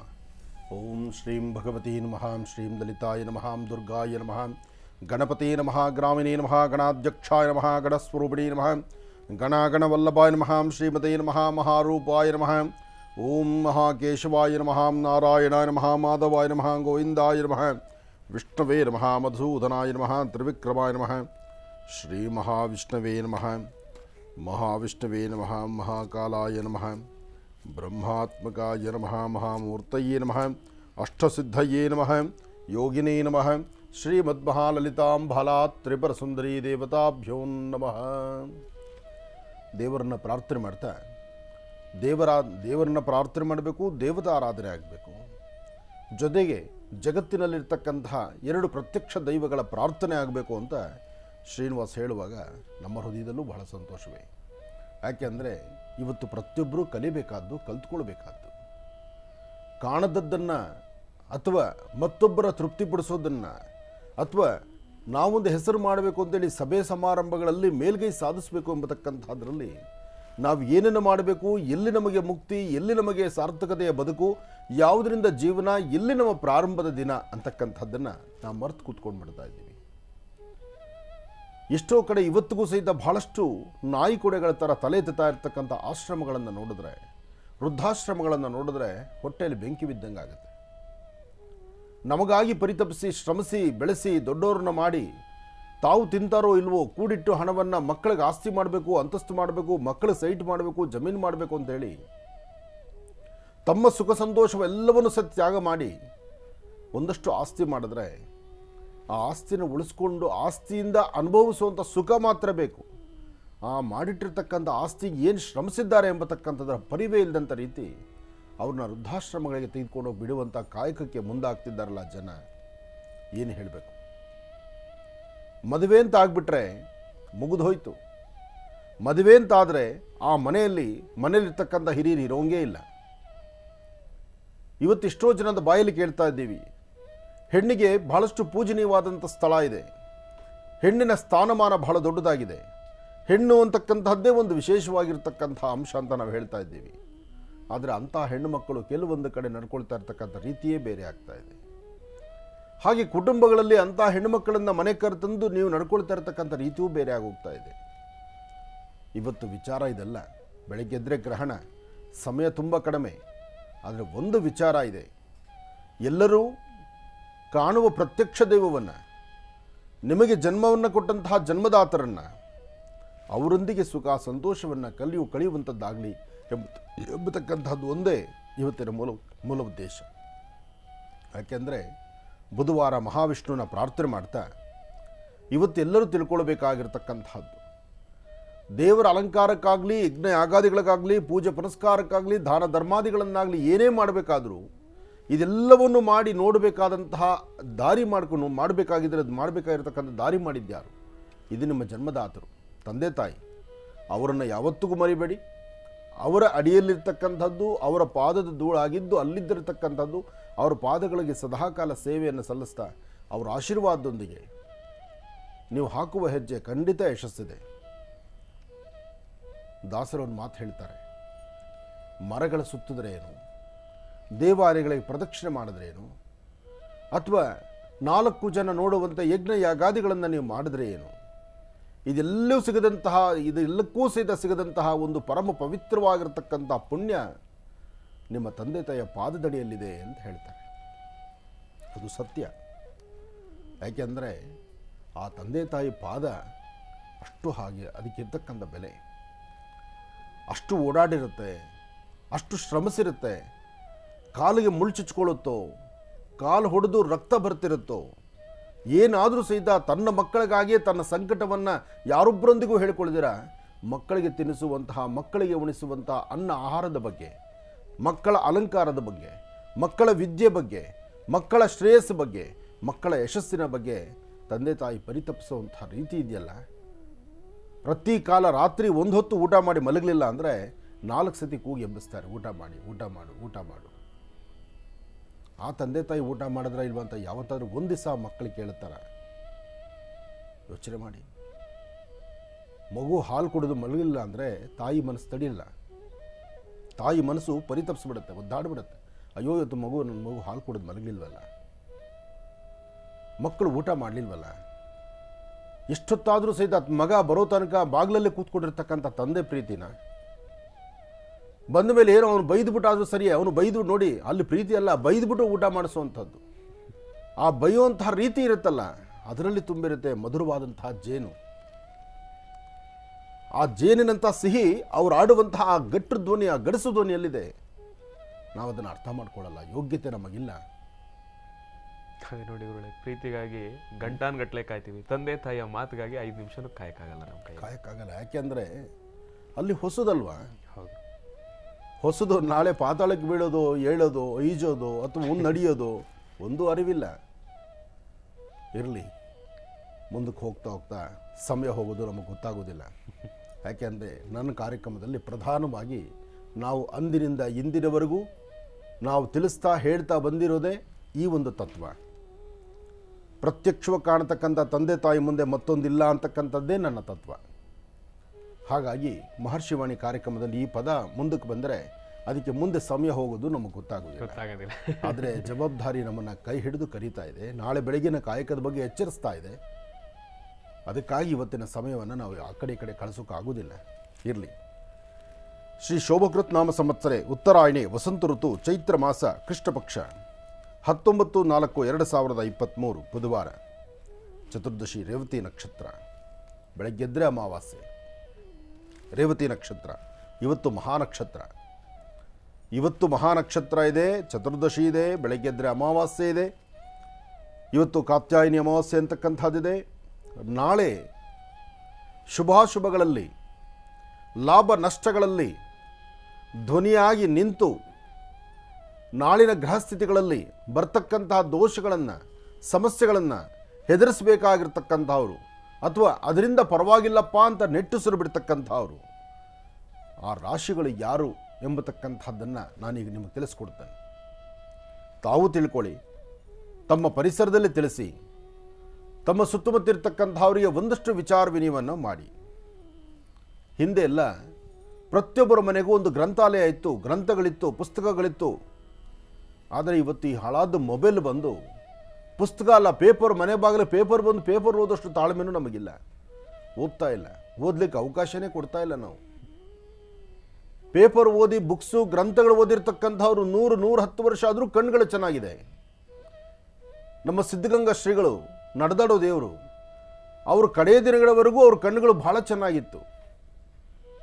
ಇವತ್ತು 45-50 ವರ್ಷ ದಾಟ್ತಿದ್ದ ಹಾಗೆ ಕಂಪ್ಯೂಟರ್ ಮುಂದೆ ಕೂತ್ಕೊಂಡು ಮೊಬೈಲ್ ನೋಡ್ತಾ ನೋಡ್ತಾ ಕಣ್ಣುಗಳಲ್ಲಿ ನೀರು ಸುರಿದು ಕಣ್ಣಿಗೆ 2 ಗ್ಲಾಸ್ ಹಾಕ್ಕೊಂಡು ಅದಕ್ಕೆ ಬರ್ತಾ ಬರ್ತಾ ತಿರುಗಿ ನಂಬರ್ ಜಾಸ್ತಿ ಮಾಡ್ತಾ ಶೋಡ ಬುಡ್ಡಿಗಳಾಗಿ ಹೋಗ್ತಾ ಇದ್ದೀವಿ ನಾವು. ಯಾಕೆಂದರೆ ಆ ಲೈಟಿಂಗ್ ಪವರ್ ನಮ್ಮ ಕಣ್ಣ ಮೇಲೆ ಬೀಳ್ತಾ ಇದೆ. ಈ ಪವರೇ ಹೀಗಿದೆ ಅಂದಾಗ ಇನ್ನು ಗ್ರಹಣದ ಪವರ್ ಹೇಗಿದೆ ಅದನ್ನು ತಿಳ್ಕೊಳ್ಬೇಕಾಗಿದೆ. ಆ ಗ್ರಹಣದ ಪವರ್ ಇದೆಯಲ್ಲ ನೋಡಿ, ನಾಳೆ ಪ್ರಾರಂಭಿಸ್ತಾ ಇರತಕ್ಕಂಥದ್ದು ರೇವತಿ. ಇವತ್ತಿಗೆ ನಕ್ಷತ್ರ 27 ನಕ್ಷತ್ರದ ಕಡೆಯ ನಕ್ಷತ್ರ ಇವತ್ತಿಗೆ ಆಯಿತು. 27 ನಕ್ಷತ್ರದ ಕಡೆಯ ನಕ್ಷತ್ರವೇ ರೇವತಿ ನಕ್ಷತ್ರ. ರೇವತಿಯ ನಕ್ಷತ್ರ ಇದು ಮಹಾನಕ್ಷತ್ರ ಇವತ್ತಿಗೆ ಆಯಿತು. ನಾಳೆ ಏನು? ಅಶ್ವಿನ್ಯಾಂ ಭರಣಿ. ಹಾಗೆ ನಾಳೆ ಮೇಷರಾಶಿ, ವೃಷಭ ರಾಶಿ, ಕನ್ಯಾ ರಾಶಿ, ತುಲಾರಾಶಿ, ವೃಶ್ಚಿಕ ರಾಶಿ, ಮಕರ ರಾಶಿ, ಮೀನರಾಶಿ. ಮತ್ತೊಮ್ಮೆ ಹೇಳ್ತೀನಿ, ಮೇಷ ನಾಳೆ ಪ್ರಾರಂಭ, ವೃಷಭ, ಕನ್ಯಾ, ತುಲ, ವೃಶ್ಚಿಕ, ಮಕರ, ಮೀನ ಈ ರಾಶಿಗಳು ನಿಮ್ಮದಾಗಿದ್ದರೆ ನಾಳೆ ಯಾಮಾರಬೇಡಿ, ಅದನ್ನು ಬೇರೊಂದು ಥರ ಚಿಂತನೆ ಮಾಡಬೇಡಿ. ಈ ರಾಶಿಗಳವರು ನಾಳೆ ಕಂಪಲ್ಸರಿ ಪ್ರತಿಯೊಬ್ಬರು ರಾಹು ಮತ್ತು ಸೂರ್ಯನ ಪ್ರಾರ್ಥನೆ ಮಾಡಿ, ಮಹಾವಿಷ್ಣುನ ಆರಾಧನೆ ಮಾಡಿ, ರುದ್ರದೇವರನ್ನು ಆರಾಧನೆ ಮಾಡಿ, ಜೊತೆಗೆ ನಾಗದೇವರ ಪ್ರಾರ್ಥನೆ ಮಾಡಿ. ನಾಳೆ ಕಂಪಲ್ಸರಿ ಈ ರಾಶಿಗಳಿಗೆ ಸಮಸ್ಯೆ ಎಂಬತಕ್ಕಂಥದ್ದು ಎದುರಾಗುತ್ತೆ. ನಾಳೆಯಿಂದ ಈ ರಾಶಿಗಳಲ್ಲಿರ್ತಕ್ಕಂಥವರು ನೀವು ನೋವು ಅನುಭವಿಸಬೇಕಾಗತ್ತೆ. ಅದಕ್ಕಾಗಿ ಸಣ್ಣದಾದಂಥ ಒಂದು ಪರಿಹಾರ ಇದೆ, ಆ ಪರಿಹಾರವನ್ನು ತಾವು ಮಾಡಿಕೊಳ್ಳೇಬೇಕು. ನಾಳೆ ಸಂಭವಿಸ್ತಿರ್ತಕ್ಕಂಥ ನಾಳಿನ ಗ್ರಹಣ ಇದೆಯಲ್ಲ, ಇದು ಭಾರತಕ್ಕೆ ಕಾಣೋದಿಲ್ಲ, ಇದು ಬಹಳ ಸ್ಪಷ್ಟೀಕರಿಸ್ತಾ ಇದ್ದೇವೆ. ಆದರೆ ಗ್ರಹಣ ಇದೆ, ಅದನ್ನು ಎಲ್ಲರೂ ತಿಳ್ಕೊಳ್ಬೇಕಾಗಿದೆ. ಇಲ್ಲದ ಗ್ರಹಣಕ್ಕೆ ಯಾಕಿದೆ ಅಂತ ಹೇಳ್ತಿದ್ದಾರೆ ಎಂಬತಕ್ಕಂಥ ಪದ ನಿಮಗಿದ್ರೆ, ಅದರ ಬಗ್ಗೆ ನೀವು ಚಿಂತನೆ ಮಾಡ್ತಿದ್ರೆ, ನಿಮ್ಮ ಹೆಸರಿನ ವ್ಯಕ್ತಿ ಅಥವಾ ನೀವೇ ನಿಮ್ಮ ಊರಲ್ಲಿ ಇಲ್ದಿರೇ ಇರಬಹುದು, ಆದರೆ ನಿಮ್ಮ ಅಪ್ಪ ಅಮ್ಮನಿಗೆ ನೀವು ಮಕ್ಕಳೇ. ಇದನ್ನು ಅರ್ಥ ಮಾಡ್ಕೊಳ್ಳಿ. ನಾನು ಊರಲ್ಲಿ ಇಲ್ಲ ಅಂದ ತಕ್ಷಣ ನಮ್ಮ ಅಪ್ಪ ಅಮ್ಮನಿಗೂ ನನಗೂ ಸಂಬಂಧ ಇಲ್ಲ ಅಂತಿಲ್ಲ. ಅಪ್ಪ ಮಾಡಿರ್ತಕ್ಕಂಥ ಆಸ್ತಿ ನಾನು ಊರಲ್ಲಿಲ್ಲ ಅಂದರೆ ಅದು ನಂದಲ್ಲ, ನನ್ನ ತಮ್ಮನಿಗೋ ನನ್ನ ತಂಗಿಗೋ ಹೋಗಲಿ ಅನ್ನೋದಾಗಿದ್ದರೆ, ಅಥವಾ ಅದು ಇನ್ಯಾರಿಗೂ ದಾನ ಹೋಗಲಿ ಅನ್ನೋದಾಗಿದ್ದರೆ ಈ ಗ್ರಹಣಕ್ಕೂ ನಿಮಗೂ ಸಂಬಂಧ ಇಲ್ಲ. ಚಿಂತನೆ ಮಾಡಿ. ಎಲ್ಲಿದ್ದರೂ ಅದು ನಿಮ್ಮದು ಅಂದಾಗ, ಗ್ರಹಣ ನಮ್ಮಲ್ಲಲ್ದಿದ್ರು, ನಮ್ಮ ಭಾರತಕ್ಕಲ್ದಿದ್ರು, ಹೊರದೇಶಕ್ಕೆ ಗ್ರಹಣ ಆದರೂ ಆ ಗ್ರಹಣದ ಪ್ರಕ್ರಿಯೆ, ಅದರ ದೋಷಗಳು, ಅದರ ಕಿರಣಗಳು, ಅದರಿಂದ ಆಗ್ತಕ್ಕಂಥ ಲಾಭ ನಷ್ಟಗಳು ಅದು ನಮ್ಮದೇ. ಹಾಗಾಗಿ ಈ ಚಿಂತನೆ ನಿಮಗೆ ಬೇಕು. ಒಳ್ಳೆಯದಾಗಲಿ, ಶುಭವಾಗಲಿ. ಖುಷಿ, ಯಾವ್ಯಾವ ರಾಶಿಗಳವರು ಎಷ್ಟೆಲ್ಲ ಎಚ್ಚರಿಕೆ ವಹಿಸಬೇಕು ಅಂತ ತಿಳಿಸಿ. ಖಂಡಿತ ಮತ್ತೊಮ್ಮೆ ಹೇಳ್ತಿದ್ದೇನೆ. ಮೇಷರಾಶಿ, ವೃಷಭ ರಾಶಿ, ಕನ್ಯಾ ರಾಶಿ, ತುಲಾರಾಶಿ, ವೃಶ್ಚಿಕ ರಾಶಿ, ಮಕರ ರಾಶಿ, ಮೀನರಾಶಿ ಈ ರಾಶಿಗಳವರಿಗೆ ನಾಳೆ ಶಾಂತಿ ಆಗ್ತಕ್ಕಂಥದ್ದು, ಶಾಂತಿಯ ಮಂತ್ರವನ್ನು ಜಪಿಸ್ತಕ್ಕಂಥದ್ದು, ದೇವರ ದರ್ಶನಕ್ಕೆ ಹೋಗಿ ಬರ್ತಕ್ಕಂಥದ್ದು, ಮನೆಯಲ್ಲಿ ನಿಮ್ಮ ತಂದೆ ತಾಯಿ ಪಾದ ಮುಟ್ಟಿ ನಮಸ್ಕಾರ ಮಾಡ್ತಕ್ಕಂಥದ್ದು, ಬೆಳಿಗ್ಗೆನೇ ಸೂರ್ಯನಿಗೆ ನಮಸ್ಕಾರ ಮಾಡ್ತಕ್ಕಂಥದ್ದು. ನಾಳೆ ಇಷ್ಟೂ ರಾಶಿಗಳವರು ಬೆಳಗ್ಗೆ ತಲೆಗೆ ಸ್ನಾನ ಮಾಡಿ. ತಲೆಗೆ ಸ್ನಾನ ಮಾಡಬೇಕಾದಾಗ ಒಂದು ಉದ್ದರಣೆ ಹಾಲು ತಲೆಗೆ ಹಾಕ್ಕೊಂಡು ಸ್ನಾನ ಮಾಡ್ಕೊಳ್ಳಿ. ಹಾಲು ತಲೆಗೆ ಬೀಳೋದ್ರಿಂದ ಸೋಪು ಶಾಂಪು ಏನು ಬೇಕಾದ್ರೂ ಹಾಕ್ಕೊಳ್ಳಿ. ಯಾಕೆಂದರೆ ಹಾಲು ತಲೆಗೆ ಬಿದ್ದಾಗ ಆಮೇಲೆ ತಲೆಗೆ ಸುಮ್ಮನೆ ಕೆಲವು ಏನಪ್ಪ ಅಂದರೆ ನಾವೇನಾರು ಹೇಳಿದ ತಕ್ಷಣ ಒಂದು 10 ಕನಿಷ್ಠವಾಗಿ 1 ಸ್ಪೂನ್ ಅಂದರೆ ಅರ್ಧ ಲೀಟ್ರ್ ಹಾಲೇ ತಲೆ ಮೇಲೆ ಹಾಕ್ಕೊಂಡ್ಬಿಡ್ತೀವಿ. ಹಾಕ್ಕೊಳ್ಳಿ, ತಪ್ಪಲ್ಲ. ಹಾಲಲ್ಲಿ ಸ್ನಾನ ಮಾಡೋದು ಒಳ್ಳೆಯದೇ. ಅದು ಬ್ಯೂಟಿನೂ ಜಾಸ್ತಿ ಆಗುತ್ತೆ, ಹಾಗೆ ಅದರಲ್ಲಿ ದೋಷನೂ ದೂರ ಆಗುತ್ತೆ. ಆದರೆ ಅದು ತಲೆಯಲ್ಲಿ ಹಾಗೆ ಸ್ಮೆಲ್ ಬಂದ್ಬಿಡುತ್ತೆ. ಅದಕ್ಕೋಸ್ಕರ ಸೋಪು ಶಾಂಪು ಹಾಕ್ಕೊಳ್ಳಿ ಅಂತ ಹೇಳ್ತೀವಿ. ಶಾಸ್ತ್ರಕ್ಕೆ ಸ್ವಲ್ಪ ಹಾಲು ಹಾಕಿದ್ರೆ ಸಾಕು, ಶಾಸ್ತ್ರಕ್ಕೆ ಬೇಕಾದಷ್ಟು ಮಾತ್ರ. ಇನ್ನು ಮೇಷ, ವೃಷಭ, ಕನ್ಯಾ, ತುಲಾ, ವೃಶ್ಚಿಕ, ಮಕರ, ಮೀನ ಈ ರಾಶಿಗಳಲ್ಲಿರ್ತಕ್ಕಂಥವರು ನಾಳೆ ಸಂಭವಿಸ್ತಿರ್ತಕ್ಕಂಥ ರಾಹುಗ್ರಸ್ತ ಸೂರ್ಯಗ್ರಹಣದ ದೋಷಕ್ಕೆ ಒಳಗಾಗ್ತೀರಿ. ಈ ದೋಷ, ಈ ಸಮಸ್ಯೆಗಳು ಈ ಗ್ರಹಣ ಕಾಲದಿಂದ ಇಂತಿಂಥ ರಾಶಿಗಳಲ್ಲಿರ್ತಕ್ಕಂಥವರಿಗೆ ಅಷ್ಟು ಲಾಭದಾಯಕವಾಗಿರ್ತಕ್ಕಂಥದ್ದಲ್ಲ. ಸಣ್ಣ ಸಮಸ್ಯೆ ಅಂದ್ಕೊಂಡ್ರೆ ದೊಡ್ಡ ಸಮಸ್ಯೆ ಆಗ್ಬೋದು. ಸಮಸ್ಯೆನೇ ಇಲ್ದಿರ ಸ್ವತಂತ್ರವಾಗಿ ಹೇಗೋ ಬದುಕ್ತಾ ಇದ್ದೀರಪ್ಪ ಅಂದರೆ ಅವರು ಒಂದಿಷ್ಟು ಬೆವರು ತೆಗೆಯುವಂಥ ಪರಿಸ್ಥಿತಿ ಆಗ್ಬೋದು. ಅದಕ್ಕಾಗಿ ಎಚ್ಚರಿಕೆ ಬೇಕು. ಇದಕ್ಕೆ ಪರಿಹಾರ ಏನು, ಯಾವ ಕ್ರಮವನ್ನು ಅನುಸರಿಸಬೇಕು ಅದನ್ನು ನಾನು ತಿಳಿಸ್ತಾ ಹೋಗ್ತಾ ಇದ್ದೀನಿ. ಅದರ ಬಗ್ಗೆ ಆಲೋಚನೆ ಮಾಡಿ. ಇನ್ನು ಈ ಗ್ರಹಣದಿಂದ ನನಗೆ ಅಂಜಿಕೆ ಇಲ್ಲ, ಭಯ ಇಲ್ಲ, ಪರವಾಗಿಲ್ಲಪ್ಪ ಭಗವಂತ, ಈ ಗ್ರಹಣದಿಂದ ನಾನು ಸ್ವಲ್ಪ ನೆಮ್ಮದಿ ಉಸಿರಾಡ್ಬೋದು, ಅಥವಾ ಗ್ರಹಣದ ದೋಷ ಇಲ್ಲ ಅಂದಾಗ ನನ್ನ ಉಸಿರಾಟ ಪ್ರಕ್ರಿಯೆಯಲ್ಲಿ ಸ್ವಲ್ಪ ಮಟ್ಟಿಗೆ ಬದಲಾವಣೆ ಆಗುತ್ತೆ, ನಾನು ಸ್ವಲ್ಪ ನೆಮ್ಮದಿಯಾಗಿರ್ಬೋದು ಅನ್ನತಕ್ಕಂಥ ರಾಶಿಗಳಾದರೆ ಮಿಥುನ, ಕರ್ಕಾಟಕ, ಸಿಂಹ, ಧನುರ್, ಕುಂಭ. ನೋಡಿ, ಮಿಥುನ, ಕರ್ಕಾಟಕ, ಸಿಂಹ, ಧನುರ್ ಮತ್ತು ಕುಂಭ ಈ ರಾಶಿಗಳಲ್ಲಿರ್ತಕ್ಕಂಥವ್ರು ನೆಮ್ಮದಿಯ ಉಸಿರಾಟ ನಡೆಸಬಹುದು.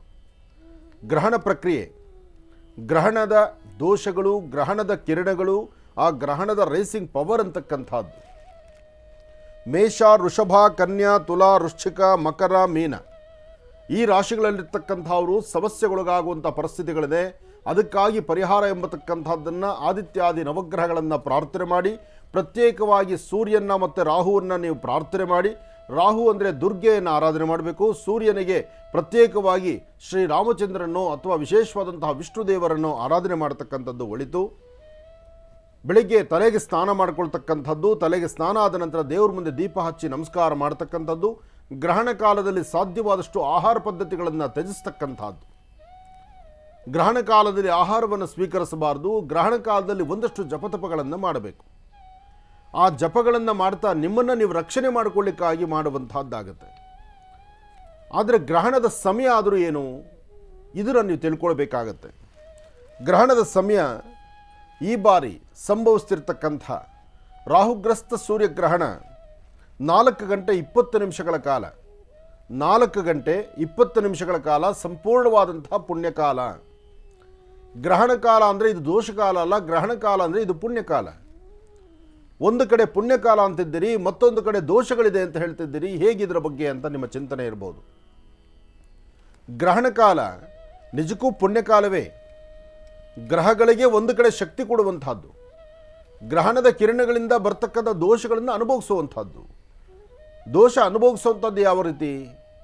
ಸಾರ್ವತ್ರಿಕವಾಗಿ ಆಗುವಂಥ ಸಮಸ್ಯೆಗಳು, ಬೇರೆ ಬೇರೆ ಗ್ರಹಗಳು ಆ ಮನೆಯಿಂದ ಮತ್ತೊಂದು ಮನೆ ನೋಡುವಾಗ ಅಲ್ಲಿ ಬರುವಂಥ ದೋಷಗಳಿಂದ ನಮಗೆ ಸಮಸ್ಯೆ ಅಂತಕ್ಕಂಥದ್ದು ಹುಟ್ಟುತ್ತೆ. ಅದಕ್ಕಾಗಿ ಇರ್ತಕ್ಕಂಥದ್ದು ಗ್ರಹಣ ಶಾಂತಿ. ಇನ್ನು ಗ್ರಹಣದ ಪ್ರಾರಂಭ ಕಾಲ ಯಾವಾಗ? ಗ್ರಹಣದ ಪ್ರಾರಂಭ ಕಾಲ ಬೆಳಗ್ಗೆ 8 ಗಂಟೆ 7 ನಿಮಿಷಕ್ಕೆ. 8 ಗಂಟೆ 7 ನಿಮಿಷಕ್ಕೆ ಪ್ರಾರಂಭ ಆಗುತ್ತೆ. 9 ಗಂಟೆ 47 ನಿಮಿಷಕ್ಕೆ ಮಧ್ಯಕಾಲದಲ್ಲಿರುತ್ತೆ. 11 ಗಂಟೆ 26 ನಿಮಿಷಕ್ಕೆ ಕಂಪ್ಲೀಟಾಗಿ ಮುಗಿದು ಹೋಗುತ್ತೆ. ಆದರೆ ಈ ಮಧ್ಯದಲ್ಲೇ ನಿಮ್ಮ ಜಪ ಅನುಷ್ಠಾನ ಬೇಕಾಗತ್ತೆ. ನಮ್ಮ ಈ ಕಾರ್ಯಕ್ರಮ, ಮಹರ್ಷಿವಾಣಿ ಕಾರ್ಯಕ್ರಮ ಬೆಳಗ್ಗೆ 8ಕ್ಕೆ ಪ್ರಾರಂಭ ಆಗಿ 9ವರೆಗೆ ಮುಗಿಯುತ್ತೆ. ಇದರ ಮಧ್ಯದಲ್ಲೇ ಅನುಷ್ಠಾನ ನಾಳೆ ಹೇಗೆ ಮಾಡ್ಕೋಬೇಕು ಎಂಬತಕ್ಕಂಥ ಚಿಂತನೆ ನಾವು ತಿಳಿಸುವಂಥದ್ದಾಗತ್ತೆ. ಹಾಗೆ ಗ್ರಹಣದಿಂದ ಉಂಟಾಗ್ತಕ್ಕಂಥ ದೋಷಗಳಿಗೆ ಪರಿಹಾರ ಏನು ಎಂಬತಕ್ಕಂಥದ್ದನ್ನು ಸಹಿತ ನಾವು ಸ್ಪಷ್ಟೀಕರಿಸಿ ನಾವೇ ಇಲ್ಲಿ ನಾವೇ ಮಾಡೋದಾಗತ್ತೆ. ಆದರೆ ಪ್ರತಿ ಬಾರಿ ನಾವು ತಿಳಿಸುವಂತಹ ಗ್ರಹಣದ ದೋಷಗಳ ಬಗ್ಗೆ ಅಥವಾ ಯಾವುದೇ ಗ್ರಹಣ ಕಾಲ ಬಂದಾಗ ಕಾರ್ಯಸಿದ್ಧಿಯ ಸಿದ್ಧಿ ಬಗ್ಗೆ ಅಥವಾ ಚಕ್ರ, ಯಂತ್ರ, ಮಂತ್ರ, ಯಂತ್ರದ ಬಗ್ಗೆ ನಿಮಗೆ ಸಮಯ ಇನ್ನೂ ಸಾಕಷ್ಟು ಇರ್ತಿತ್ತು.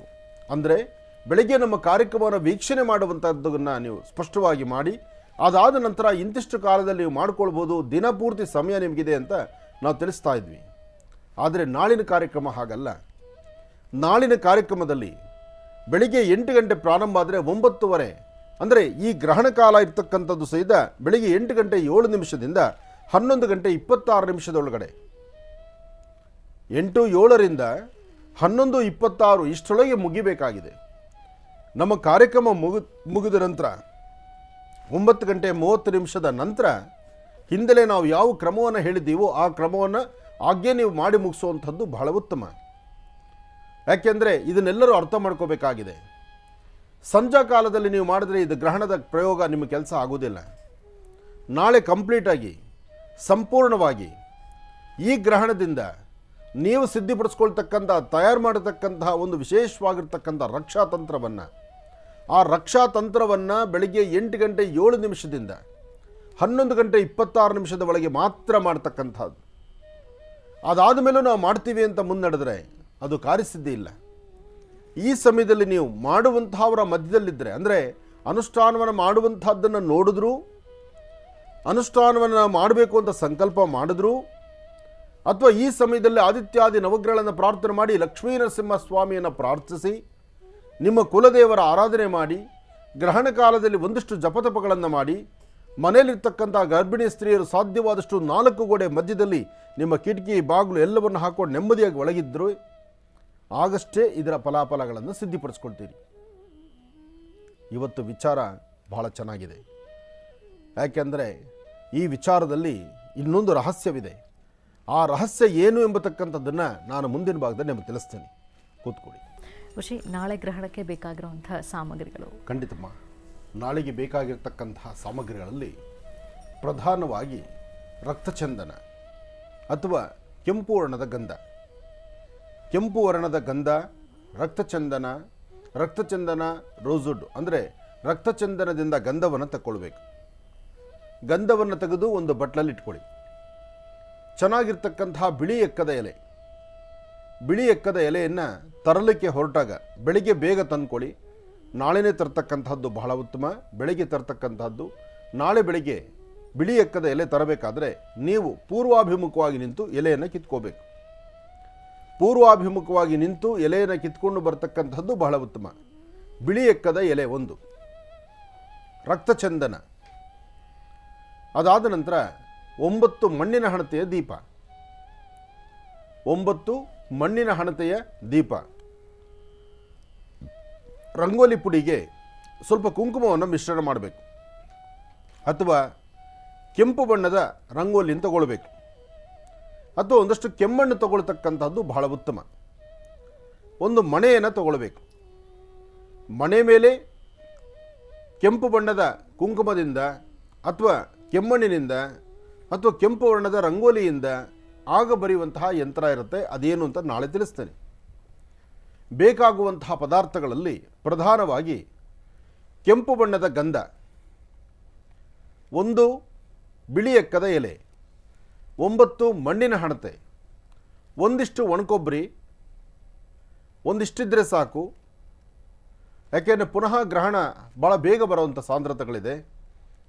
ಅದರಿಂದ ನಾಳೆ ಚಿಕ್ಕದಾಗಿ ಮಾಡಿಕೊಂಡ್ರೆ ಸಾಕು. ಆದರೆ ಸೂರ್ಯಗ್ರಹಣ ನಾಳೆ ಭಾಳ ಪ್ರಬಲವಾಗಿದೆ. ಒಣಕೊಬ್ಬರಿ, 4 ಲವಂಗ, 4 ಲವಂಗ, 1-2 ಕಾಳು ಏಲಕ್ಕಿ, 1 ಜಾಕಾಯಿ, ಜಾಜಿಕಾಯಿ ಅಥವಾ ಜಾಕಾಯಿ, ಸ್ವಲ್ಪ ತುಪ್ಪ. ತುಪ್ಪ ಸೂರ್ಯನಿಗೆ ಬಹಳ ವಿಶೇಷ. ಹಾಗೆ ರಾಹುವಿಗೆ ಬೇಕಾಗಿರ್ತಕ್ಕಂಥ ರೀತಿ, ರಾಹು ಮತ್ತು ಸೂರ್ಯನ ಮಧ್ಯದಲ್ಲಿ ನಡೀತಕ್ಕಂಥ ಈ ಗ್ರಹಣ ಪ್ರಕ್ರಿಯೆಗಳಾದ್ರಿಂದ ಒಂದಿಷ್ಟು ರಾಶಿಗಳ ಸಮಸ್ಯೆ ಆದ್ದರಿಂದ, ಈ ರಾಶಿಗಳಂದರೆ ಯಾವ್ಯಾವ ರಾಶಿಗಳ ಸಮಸ್ಯೆ ಇದೆ ಎಂಬತಕ್ಕಂಥದ್ದನ್ನು ನಾವು ತಿಳಿಸಿದ್ದೀವೋ, ಆ ರಾಶಿಗಳಲ್ಲಿರ್ತಕ್ಕಂಥವರು ನಾಳೆ ತಪ್ಪದಿರ ಬೆಳಗ್ಗೆ ತಲೆಗೆ ಸ್ನಾನ ಮಾಡಿ, ಗ್ರಹಣ ಬಿಟ್ಟಾದ ಮೇಲೂ ಒಂದು ತಲೆಗೆ ಸ್ನಾನ ಮಾಡಿ, ನಿಮ್ಮ ಹತ್ತಿರದಲ್ಲಿರ್ತಕ್ಕಂಥ ದೇವಾಲಯದ ದರ್ಶನಕ್ಕೆ ಹೋಗಿ ಬರ್ತಕ್ಕಂಥದ್ದು ಬಹಳ ಉತ್ತಮ. ಹಾಗೆ ಯಾರಿಗೆ ನಾಳೆ ಅನಾರೋಗ್ಯ ಸಮಸ್ಯೆ ಇರುತ್ತೆ, ಅಂದರೆ ಆರೋಗ್ಯ ಸರಿಯಿಲ್ಲ, ನಾವು ಉಪವಾಸ ಇರೋಕ್ಕಾಗಲ್ಲ, ಸ್ನಾನ ಮಾಡಲಿಕ್ಕಾಗೋದಿಲ್ಲ, ಜಪಗಳು ನಡೆಸೋಕ್ಕಾಗಲ್ಲ, ಅಥವಾ ದೇವಾಲಯಕ್ಕೆ ಹೋಗ್ಲಿಕ್ಕಾಗಲ್ಲ ಅನ್ನೋಂಥವರು ಅವರ ಪ್ರತಿಯಾಗಿ ಹತ್ತಿರದಲ್ಲಿರ್ತಕ್ಕಂಥವ್ರು ಅವ್ರಿಗೆ ಒಳಿತಾಗಲಿ ಅಂತ ಒಂದು ಸಂಕಲ್ಪವನ್ನು ಮಾಡಿಕೊಳ್ಳೋದ್ರಲ್ಲಿ ಖಂಡಿತ ತಪ್ಪಲ್ಲ. ಹಾಗೆ ನಾಳೆ ಗ್ರಹಣದ ಪ್ರಾರಂಭ ಕಾಲದಿಂದ ಗ್ರಹಣ ಮುಗಿಯುವವರೆಗೂ ಒಂದು ಕೆಂಪು ವರ್ಣದ ದಾರವನ್ನು ಯಾರೊಬ್ಬರಾದರೂ 27 ನಕ್ಷತ್ರ 12 ರಾಶಿಗೂ ಸಂಬಂಧಪಟ್ಟಂಗೆ, 27 ನಕ್ಷತ್ರ 12 ರಾಶಿಗಳಿಗೆ ಸಂಬಂಧಪಟ್ಟಂಗೆ ಕೆಂಪು ಬಣ್ಣದ ದಾರವನ್ನು ನಾಳೆ ಪ್ರಧಾನವಾಗಿ ಸೂರ್ಯನಿಗೆ ಸಂಬಂಧಪಟ್ಟಂಥ ರೀತಿ ನಿಮ್ಮ ಹೆಬ್ಬೆರಳಿಗೆ ಗ್ರಹಣ ಕಾಲದಲ್ಲಿ, ಅಂದರೆ ಗ್ರಹಣ ಮಧ್ಯಕಾಲ, ಗ್ರಹಣ ಪ್ರಾರಂಭ ಕಾಲ, ಗ್ರಹಣ ಅಂತ್ಯಕಾಲ, 3 ಕಾಲಗಳಲ್ಲಿ ಯಾವಾಗಾದರೂ ಸರಿ ಕೆಂಪು ಬಣ್ಣದ ದಾರವನ್ನು ನಿಮ್ಮ ಹೆಬ್ಬೆರಳಿಗೆ 3 ರೌಂಡು ಸುತ್ತಿ ಸೂರ್ಯನಿಗೆ ನಮಸ್ಕಾರ ಮಾಡಿ, ತದನಂತರ ಈ ದಾರವನ್ನು ತೆಗೆದು ದೃಷ್ಟಿ ತೆಗೆದು ಆಚೆ ಹಾಕುವಂಥದ್ದು ನಿಮ್ಮ ಸಂಪೂರ್ಣವಾದಂಥ ಶಿರದಿಂದ ಪಾದದ ಉಗುರದಿನ ತನಕ ಬರ್ತಕ್ಕಂಥ ದೋಷಗಳನ್ನು ದೂರ ಮಾಡುತ್ತೆ. ಇದನ್ನು ಅರ್ಥ ಮಾಡಿಕೊಳ್ಳಿ. ನಾಳಿನ ಗ್ರಹಣಕ್ಕೆ ಕೆಂಪು ಬಣ್ಣದ ದಾರವನ್ನು ಮನೆಯಲ್ಲಿ ಎಷ್ಟು ಜನ ಇದ್ದರೆ ಅಷ್ಟು ಜನ ಮಾಡಿ, ತಪ್ಪೇನಿಲ್ಲ. ಇದು ಇಂತಿಂಥ ರಾಶಿಗೆ ಮಾಡಬೇಕು, ಈ ರಾಶಿಗೆ ಮಾಡಬಾರ್ದು ಎಂಬತಕ್ಕಂಥದ್ದಲ್ಲ. 27 ನಕ್ಷತ್ರ 12 ರಾಶಿಗಳಿಗೆ ಸಂಬಂಧಪಟ್ಟದ್ದಾದ್ದರಿಂದ ಕೆಂಪು ಬಣ್ಣದ ದಾರವನ್ನು ಮನೆಯಲ್ಲಿ ದೇವರ ಪ್ರಾರ್ಥನೆ ಮಾಡಿ ಗ್ರಹಣ ಪ್ರಾರಂಭ ಕಾಲ, ಮಧ್ಯಕಾಲ ಅಥವಾ ಅಂತ್ಯಕಾಲ 3 ಕಾಲ, ಅಂದರೆ ಈ ಗ್ರಹಣದ ಪುಣ್ಯಕಾಲದಲ್ಲಿ ಕೆಂಪು ಬಣ್ಣದ ದಾರವನ್ನು ನಿಮ್ಮ ಹೆಬ್ಬೆರಳಿಗೆ 3 ರೌಂಡ್ ಸುತ್ತಿದ ನಂತರ ಸೂರ್ಯನ ನಮಸ್ಕಾರ ಮಾಡಿ, ಅದಾದ ನಂತರ ಈ ದಾರವನ್ನು ಕೈಯಿಂದ ತೆಗೆದು ಇದನ್ನು 3 ಸತಿ ನೀವು ದೃಷ್ಟಿ ತೆಗೆದುಕೊಂಡು ಅದನ್ನು ಆಚೆ ಕಡೆ ಹಾಕ್ತಕ್ಕಂಥದ್ದು ಬಹಳ ಉತ್ತಮ. ಹೀಗೆ ಮಾಡೋದ್ರಿಂದ ಒಳ್ಳೆಯ ಯಶಸ್ಸನ್ನು ಸಿದ್ಧಿಪಡಿಸ್ಕೊಳ್ಬಹುದು. ಹಾಗೆ ನಾಳೆ ಗ್ರಹಣ ಕಾಲದಲ್ಲಿ ನೀವು ತಯಾರಿಸ್ತಕ್ಕಂಥ ಆ ಸಿದ್ಧಿಕಲ್ಪ ವಿಶೇಷವಾಗಿರ್ತಕ್ಕಂಥದ್ದಕ್ಕೆ ಬೇಕಾಗಿರುವ ಪದಾರ್ಥ ಈಗಾಗಲೇ ತಿಳಿಸಿದ್ದೇನೆ. ಅದರಂತೆ ನೀವು ಪ್ರಾರಂಭಿಕವಾಗಿ ಎಲ್ಲವೂ ಸಿದ್ಧತೆ ಮಾಡಿಕೊಳ್ಳಿ. ನಾಳೆ ಇದು ಸಮಯ ಇದೆ, ನಾವು ಸಂಜೆ ಮಾಡ್ಬೋದು, ಸಂಜೆ ಮಾಡಿದ್ರೂ ಇದರ ಫಲ ಅಂದರೆ ಅದು ಫಲ ಆಗೋದಿಲ್ಲ, ವ್ಯರ್ಥ ಆಗುತ್ತೆ. ನಾಳೆ ನಮ್ಮೊಂದಿಗೆ ನೀವು ಸಾಧ್ಯವಾದಷ್ಟು ಈ ವ್ಯವಸ್ಥೆಗಳನ್ನು ಮಾಡಿಕೊಂಡು ನಾಳೆ ನಮ್ಮೊಂದಿಗೆ ನೀವು ಇದನ್ನು ಆಚರಣೆ ಮಾಡತಕ್ಕಂಥದ್ದು ಅಥವಾ ಅದೇ ಸಮಯದಲ್ಲೇ ಮಾಡುವಂತಹದ್ದು, ಅಥವಾ ಸಮಯ ಮುಗಿದ್ರು 9:30ಯಿಂದ 10-11 ಗಂಟೆ ಒಳಗಾಗಿ ಆದಷ್ಟು ಬೇಗ ಈ ಕಾಯಕವನ್ನು ಮಾಡಿ ಇದರ ಫಲಾಫಲಗಳನ್ನು ಸಿದ್ಧಿಪಡಿಸ್ಕೊಳ್ಳಿ. ಆದರೆ ಬೆಳಿಗ್ಗೆ ಪ್ರಥಮದಲ್ಲಿ ಮಾತ್ರ ತಲೆಗೆ ಸ್ನಾನ ಮಾಡಿಕೊಂಡು ನೀವು ನಿಮ್ಮ ಪ್ರಾಂತ್ಯದಲ್ಲಿ ಬಿಳಿ ಎಕ್ಕದ ಒಂದು ಎಲೆಯನ್ನು, ಅದು ಪೂರ್ವಾಭಿಮುಖವಾಗಿ ನಿಂತು ಎಲೆಯನ್ನು ಸಂಗ್ರಹಿಸಿ ಅದರಿಂದ ಮಾಡಿಕೊಳ್ಳುವಂಥ ತಂತ್ರ ಹೇಗಿರುತ್ತೆ ಎಂಬತಕ್ಕಂಥದ್ದನ್ನು ನಾಳಿನ ಸಂಚಿಕೆಯಲ್ಲಿ ನಾನು ತಿಳಿಸ್ಕೊಡ್ತೇನೆ. ಆದರೆ ಅತ್ಯದ್ಭುತವಾಗಿರ್ತಕ್ಕಂಥದ್ದು ಸೂರ್ಯಗ್ರಹಣ. ಈ ಗ್ರಹಣದಿಂದ ಒಂದಷ್ಟು ರಾಶಿಗಳಿಗೆ ಲಾಭ ಇದೆ, ಒಂದಷ್ಟು ರಾಶಿಗಳಿಗೆ ನಷ್ಟವೂ ಇದೆ. ಆದರೆ ಸಮಸ್ಯೆ ಹೊತ್ತಿರ್ತಕ್ಕಂಥವರಿಗೆ ಪರಿಹಾರ ಎಂಬತಕ್ಕಂಥದ್ದು ಮಾತ್ರ 27 ನಕ್ಷತ್ರಕ್ಕೂ ಏನಿದೆಯೋ ಅದೇ ಪ್ರಕಾರ ನೀವು ಸಿದ್ಧ ಮಾಡಿಕೊಂಡು ನವಗ್ರಹಗಳನ್ನು ಪ್ರಾರ್ಥನೆ ಮಾಡಿ ನಾಳೆ ಗುರುಗಳ ಆರಾಧನೆ ಮಾಡಿ, ಅಮಾವಾಸ್ಯೆ ಗುರುವಾರ ಜೊತೆಗೆ ಗ್ರಹಣ ಇರ್ತಕ್ಕಂಥ ನಾಳಿನ ಈ ಶುಭ ದಿನ, ನಾಳಿನ ಪುಣ್ಯಕಾಲವನ್ನು ನೀವು ಸಾಧ್ಯವಾದಷ್ಟು ಸಮಸ್ಯೆ ತಂದುಕೊಳ್ಳದಿರ ಯಶಸ್ಸಿನ ಹಾದಿ ನಿಮ್ಮದಾಗಿರಲಿ. ದೂರವಾರ ಪ್ರಯಾಣ ಬೆಳೆಸಬೇಕಾದ್ರೆ ಒಂದಷ್ಟು ಎಚ್ಚರಿಕೆ ಇರಲಿ. ಪ್ರಯಾಣ ಬೆಳೆಸುವಂಥದ್ದು ಸಮಂಜಸ ಅಲ್ಲ. ಗ್ರಹಣ ಕಾಲದಲ್ಲಿ ಸಾಧ್ಯವಾದಷ್ಟು ಶುಭ ಕಾರ್ಯಗಳಿಗೆ ಅವಕಾಶ ಇರೋದಿಲ್ಲ. ಯಾವುದೇ ಶುಭ ಕಾರ್ಯಗಳು ನಾಳೆ ನಡೀತಕ್ಕಂಥದ್ದಲ್ಲ. ಅದರಿಂದ ಏನೇ ಮಾಡಬೇಕಾದರೂ ಇವತ್ತು ಮಾಡಬೇಕು ಅಥವಾ ನಾಳೆ ಗ್ರಹಣ ಬಿಟ್ಟಾದ ಮೇಲೆ ಮಾಡಬೇಕು.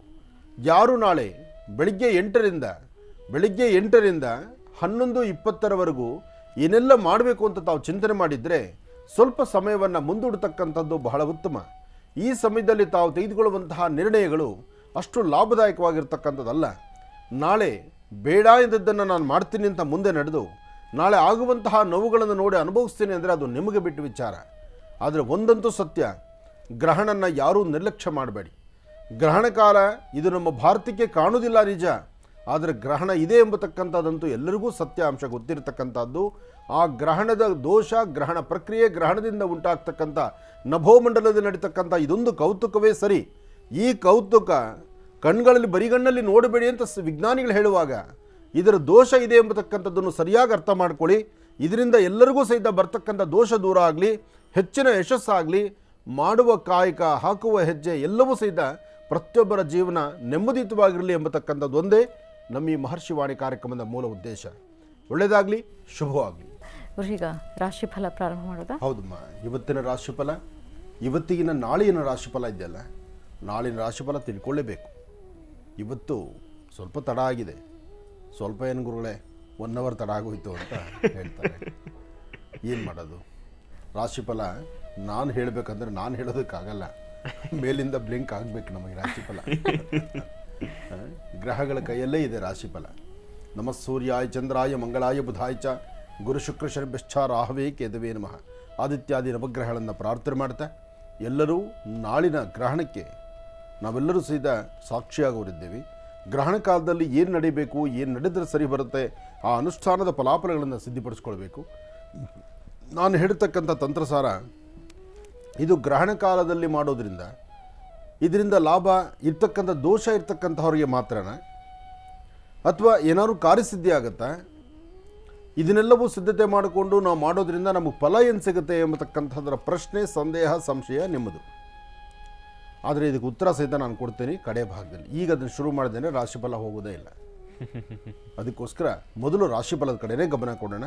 ರಾಶಿಗಳಲ್ಲಿ ಮೊದಲನೇ ರಾಶಿ ಮೇಷರಾಶಿ. ಮೇಷರಾಶಿ ಮೇಷಲಗ್ನ. ಮೇಷರಾಶಿ ಮೇಷಲಗ್ನದಲ್ಲಿರ್ತಕ್ಕಂಥವ್ರಿಗೆ ಚಂದ್ರ ಇರ್ತಕ್ಕಂಥ ಆಸ್ಥಾನ, ಬುಧ ಇರ್ತಕ್ಕಂಥ ಆಸ್ಥಾನ ಚೆನ್ನಾಗಿದೆ. ಗುರುವಿನ ಅನುಗ್ರಹ ಇದೆ, ಇಷ್ಟಾರ್ಥವನ್ನು ಸಿದ್ಧಿಪಡಿಸ್ಕೊಳ್ಳುವಂಥ ಕಾಲ ಇದೆ. ಆದರೆ ಮೇಷರಾಶಿಯವರು ಇವತ್ತಿನ ದಿವಸ ನೀವು ಮಾಡಬೇಕಾಗಿರ್ತಕ್ಕಂಥದ್ದು ಲಕ್ಷ್ಮೀ ನರಸಿಂಹಸ್ವಾಮಿಯನ್ನು ದೇವರನ್ನ ಪ್ರಾರ್ಥನೆ ಮಾಡಿ, ಅಥವಾ ಎಲ್ಲಾದರೂ ಒಂದು ಕಡೆ ಶ್ರೀನಿವಾಸನ ಸಾನ್ನಿಧ್ಯಕ್ಕಾದರೂ ಹೋಗಿ ಒಂದು ತುಳಸಿಯನ್ನು ಕೊಟ್ಟು ಸಂಕಲ್ಪ ಮಾಡ್ಕೊಂಡು ಬರೋದು ಬಹಳ ಉತ್ತಮ. ಯಾಕೆಂದರೆ ನಾಳೆ ನಿಮ್ಮ ರಾಶಿಯಲ್ಲೇ ಸಮಸ್ಯೆ ಎಂಬತಕ್ಕಂಥದ್ದು ಎದುರಾಗುತ್ತೆ. ಅದಕ್ಕಾಗಿ ಅದರ ಪೂರ್ವಭಾವಿಯಾಗಿ ಇವತ್ತಿನ ದಿವಸ, ಇವತ್ತು ರೇವತಿ ಮಹಾನಕ್ಷತ್ರವಾದ್ದರಿಂದ ಲಕ್ಷ್ಮೀ ನರಸಿಂಹ ಅಥವಾ ಮಹಾವಿಷ್ಣು ಸಾನ್ನಿಧ್ಯದಲ್ಲಿ ತುಳಸಿ ಕೊಟ್ಟು ನಮಸ್ಕಾರ ಮಾಡುವಂಥದ್ದು. ಯಾವುದೇ ಕೆಲಸ ಮಾಡಬೇಕಾದ್ರೂ ಸ್ವಲ್ಪ ಜೋಪಾನ, ಏನೇ ಮಾಡಬೇಕಾದ್ರೂ ಮತ್ತೊಬ್ಬರ ಸಹಾಯ ಇರಬೇಕು.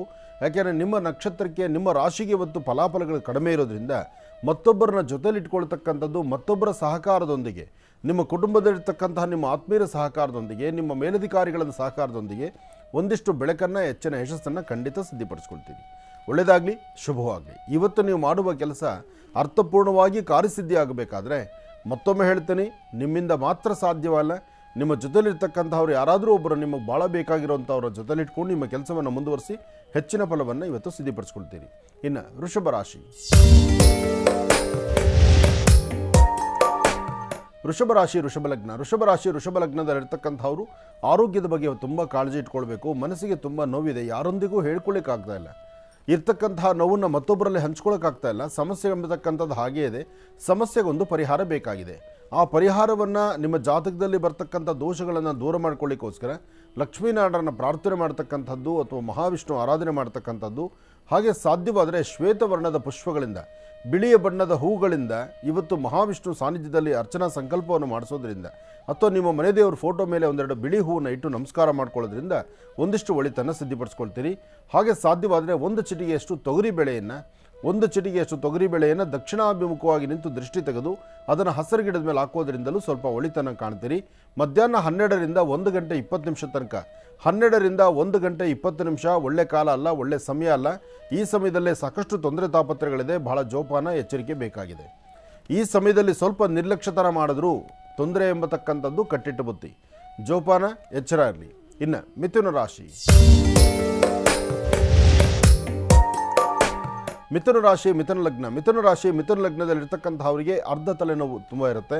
ಮನಸ್ಸು ನೆಮ್ಮದಿ ಇರೋದಿಲ್ಲ. ಆರೋಗ್ಯದಲ್ಲಿ ವ್ಯತ್ಯಾಸ, ಸಣ್ಣ ಪುಟ್ಟ ವಿಚಾರಕ್ಕೂ ಸಹಿತ ಸ್ವಲ್ಪ ತಲೆ ಕೆಡಿಸ್ಕೊಳ್ತೀರಿ. ಬಹಳ ಆತಂಕದಲ್ಲಿರ್ತೀರಿ. ಕುಟುಂಬದ ಸದಸ್ಯರಾಗಲಿ, ಆತ್ಮೀಯರಾಗಲಿ, ನಿಮ್ಮ ಮೇಲಧಿಕಾರಿಗಳಾಗಲಿ, ಜೊತೆಲಿರ್ತಕ್ಕಂಥ ಸಹಪಾಠಿಗಳ ಒಂದಷ್ಟು ಕಿರಿಕಿರಿ ಅನುಭವಿಸುವಂಥ ಪರಿಸ್ಥಿತಿ ಎದುರಾಗುತ್ತೆ. ಇವತ್ತು ನಿಮ್ಮ ರಾಶಿಯಲ್ಲಿ ಅಂತಹ ಲಾಭ ಇರತಕ್ಕಂಥದ್ದಲ್ಲ. ಆದರೆ ಇದನ್ನು ಸರಿಪಡಿಸ್ಕೊಳ್ಬೇಕಾದ್ರೆ ನೀವು ಒಂದು ಮಾಡಬಹುದು. ಪಶ್ಚಿಮಾಭಿಮುಖವಾಗಿ ನಿಂತು ಶನೈಶ್ಚರ ಮಂತ್ರವನ್ನು ಪಠನೆ ಮಾಡ್ತಾ, ಶನೈಶ್ಚರ ಮಂತ್ರವನ್ನು ಪಶ್ಚಿಮಾಭಿಮುಖವಾಗಿ ನಿಂತು ಪಠಿಸಬೇಕು. ಎರಡನೇದು, ರಾಹುಗ್ರಹವನ್ನು ಮನಸ್ಸಲ್ಲಿ ಪ್ರಾರ್ಥನೆ ಮಾಡ್ಕೋಬೇಕು. ಸುಬ್ರಹ್ಮಣ್ಯೇಶ್ವರರ ಆರಾಧನೆ ಮಾಡ್ತಾ ಒಂದು ಹೆಜ್ಜೆ ಮುಂದೆ ಹಾಕಿದ್ರೆ ಖಂಡಿತ ಒಳಿತನ್ನು ಕಾಣ್ತೀರಿ.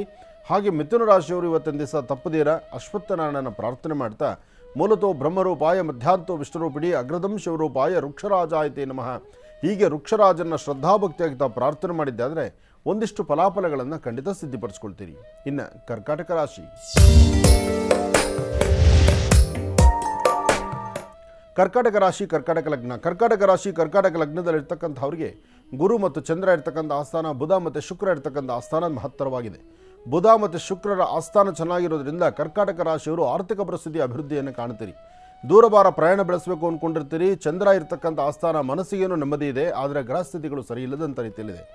ನೀವು ಧರಿಸುವಂತಹ ವಸ್ತ್ರದಿಂದ ಹಿಡಿದು ನೀವು ಮಾಡುವ ಕೆಲಸದವರೆಗೂ ಬೇರೊಬ್ಬರು ಅದನ್ನು ನಿಂದನೆ ಮಾಡ್ತಕ್ಕಂಥದ್ದು, ನಿಷ್ಠೂರ ಮಾಡ್ತಕ್ಕಂಥದ್ದು, ಅಥವಾ ಯಾವುದೋ ಒಂದು ರೀತಿ ನಿಮಗೆ ನೋವು ಕೊಡ್ತಕ್ಕಂಥ ಪರಿಸರ ನಿಮ್ಮ ಪರಿಸರದಲ್ಲಿರ್ತಕ್ಕಂಥವ್ರು ಮಾಡ್ತಾರೆ. ಇಂತಹದ್ದಿರೋದ್ರಿಂದ ಒಂದಷ್ಟು ಎಚ್ಚರಿಕೆ ನಡೆಯಬೇಕು. ಹಾಗೆ ತಾಯಿ ದುರ್ಗೆಯನ್ನು ಆರಾಧನೆ ಮಾಡ್ತಾ ಓಂ ದುಂ ದುರ್ಗಾಯೇ ನಮಃ, ಓಂ ದುಂ ದುರ್ಗಾಯೇ ನಮಃ, ಓಂ ದುಂ ದುರ್ಗಾಯೇ ನಮಃ, ಹೀಗೆ ತಾಯಿ ದುರ್ಗಾ ಪರಮೇಶ್ವರಿಯನ್ನು ಪ್ರಾರ್ಥನೆ ಮಾಡಿ ಹೆಚ್ಚಿನ ಫಲಾಫಲಗಳನ್ನು ಖಂಡಿತ ಸಿದ್ಧಿಪಡಿಸ್ಕೊಳ್ತೀರಿ. ಒಳ್ಳೆಯದಾಗಲಿ, ಶುಭವಾಗಲಿ. ಇನ್ನು ಸಿಂಹರಾಶಿ. ಸಿಂಹರಾಶಿ ಸಿಂಹಲಗ್ನ. ಸಿಂಹರಾಶಿ ಸಿಂಹಲಗ್ನದಲ್ಲಿರ್ತಕ್ಕಂಥವ್ರಿಗೆ ಬುಧ ಮತ್ತು ಚಂದ್ರ ಇರ್ತಕ್ಕಂಥ ಆಸ್ಥಾನ, ಗುರು ಮತ್ತು ಶುಕ್ರ ಇರ್ತಕ್ಕಂಥ ಆಸ್ಥಾನ, ಚಂದ್ರ ಮತ್ತು ಗುರು ಇರ್ತಕ್ಕಂಥ ಆಸ್ಥಾನ ಚೆನ್ನಾಗಿದೆ.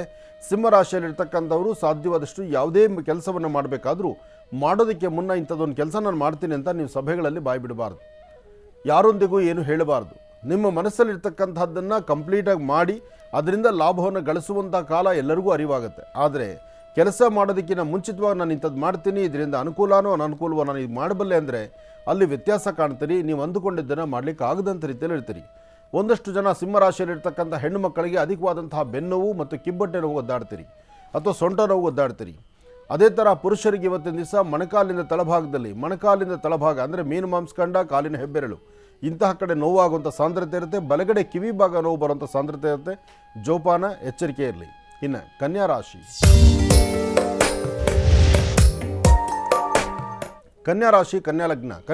ಕನ್ಯಾ ಲಗ್ನದಲ್ಲಿರ್ತಕ್ಕಂಥವರು ಆರೋಗ್ಯ, ವ್ಯವಹಾರ, ಕೆಲಸ ಕಾರ್ಯಗಳು ಏನೇ ಮಾಡಬೇಕಾದ್ರೂ ಸ್ವಲ್ಪ ಗೌಪ್ಯತೆ ಕಾಪಾಡಬೇಕು. ಇವತ್ತು ಯಾರೊಬ್ಬರೊಂದಿಗೆ ವ್ಯವಹರಿಸಬೇಕಾದ್ರೂ ಸಮಸ್ಯೆ ಎಂಬತಕ್ಕಂಥದ್ದು ಕಟ್ಟಿಟ್ಟ ಬುತ್ತಿ.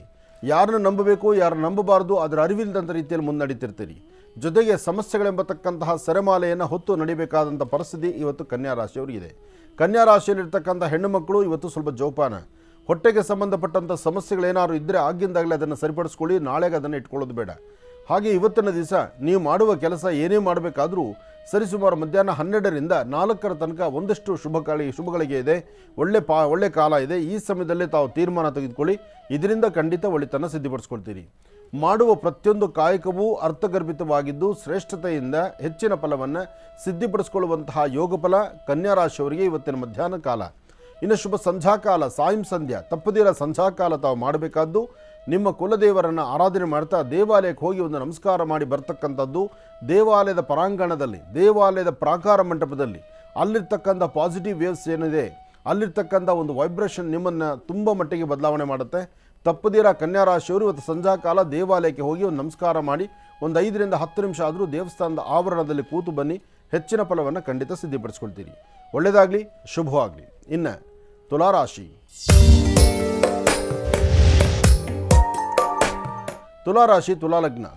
ತುಲಾಲಗ್ನದಲ್ಲಿರ್ತಕ್ಕಂಥವರು ಆರೋಗ್ಯ, ವ್ಯವಹಾರ, ಕೆಲಸ ಕಾರ್ಯಗಳು ಎಲ್ಲ ಕಡೆಯಿಂದಲೂ ಒಂದು ಹೆಜ್ಜೆ ಮುಂದೆ ನಡೀತೀರಿ. ನಿಮಗಿರ್ತಕ್ಕಂಥ ಒಂದು ಸ್ವತಂತ್ರತೆ, ನಿಮಗಿರ್ತಕ್ಕಂತಹ ಆಧಾರ, ನಿಮ್ಮಲ್ಲಿರ್ತಕ್ಕಂತಹ ಒಂದು ಸ್ನೇಹ ಭಾವ, ಅದಕ್ಕಿಂತ ಮುಖ್ಯವಾಗಿ ಆರ್ಥಿಕ ಪರಿಸ್ಥಿತಿ ಏನು ಸಂಕಷ್ಟಗಳಲ್ಲಿದ್ದೀರಿ, ಕಷ್ಟಗಳನ್ನು ದೂರ ಮಾಡಿಕೊಳ್ಳಿಕ್ಕಾಗಿ ಮತ್ತೊಬ್ಬರ ಸಹಾಯದಿಂದಲೂ ಒಂದು ಹೆಜ್ಜೆ ಮುಂದೆ ಹಾಕ್ತೀರಿ. ಹೆಚ್ಚಿನ ಫಲಾಫಲಗಳನ್ನು ಸಿದ್ಧಪಡಿಸ್ಕೊಳ್ತೀರಿ. ಆದರೆ ನಾಳಿನ ಕಾಯಕದಲ್ಲಿ ಮಾತ್ರ ಸಮಸ್ಯೆ ಎಂಬತಕ್ಕಂಥದ್ದು ನಾಳೆಯಿಂದ ನಿಮ್ಮ ಪ್ರಾರಂಭ ಆಗುತ್ತೆ. ನಾಳೆಯಿಂದ ಪ್ರಾರಂಭವಾಗುವಂತಹದ್ದು ಒಂದಿಷ್ಟು ದಿನಗಳ ಕಾಲ ನಿಮ್ಮನ್ನು ಬಾಧಿಸಬಹುದು. ಅದಕ್ಕಾಗಿ ತಾವು ಮಾಡಬೇಕಾದ್ದು ಬಿಲ್ವಪತ್ರೆಯಿಂದ ಶಿವನ ಆರಾಧನೆ ಮಾಡ್ತಾ ಶಿವಮಂದಿರಕ್ಕೆ ಬಂದು ಓಂ ನಮಃ ಶಿವ ಎಂಬತಕ್ಕಂಥ ಶಿವಮಂತ್ರವನ್ನು ಹೇಳಿ ಒಂದಿಷ್ಟು ಭಸ್ಮವನ್ನು ಹಣೆಗೆ ಧಾರಣ ಮಾಡಿ ಇವತ್ತು ಸಂಧ್ಯಾಕಾಲ ಎಲ್ಲಿ ವಿಶೇಷವಾಗಿ ಬಿಲ್ವ ವೃಕ್ಷ ಅಥವಾ ಶಿವಮಂದಿರ ಇದೆಯೋ ಅಲ್ಲಿ ಹೋಗಿ ಒಂದು ದೀಪವನ್ನು ಹಚ್ಚಿ ಓಂ ನಮಃ ಶಿವ ಎಂಬತಕ್ಕಂಥ ಮಂತ್ರವನ್ನು ಇವತ್ತು ಶುಭ ಸಂಧ್ಯಾಕಾಲ ಗೋಧುಳಿ ಲಗ್ನದಲ್ಲಿ ನೀವತ್ತು ಪ್ರಾರ್ಥನೆ ಮಾಡಿದ್ದೆ ಆದರೆ ನಾಳೆ ಬರುವಂತಹ ದೋಷಗಳನ್ನೂ ಸ್ವಲ್ಪ ಮಟ್ಟಿಗೆ ಕಡಿಮೆ ಮಾಡ್ಕೊಳ್ತೀರಿ.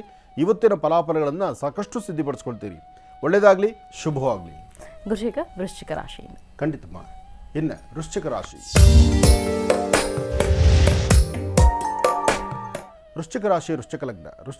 ವೃಶ್ಚಿಕ ಲಗ್ನದಲ್ಲಿರ್ತಕ್ಕಂಥವ್ರಿಗೆ ಚಂದ್ರನ ಆಸ್ಥಾನ ಚೆನ್ನಾಗಿದ್ದು ಗುರುವಿನ ಅನುಗ್ರಹ ಇದೆ.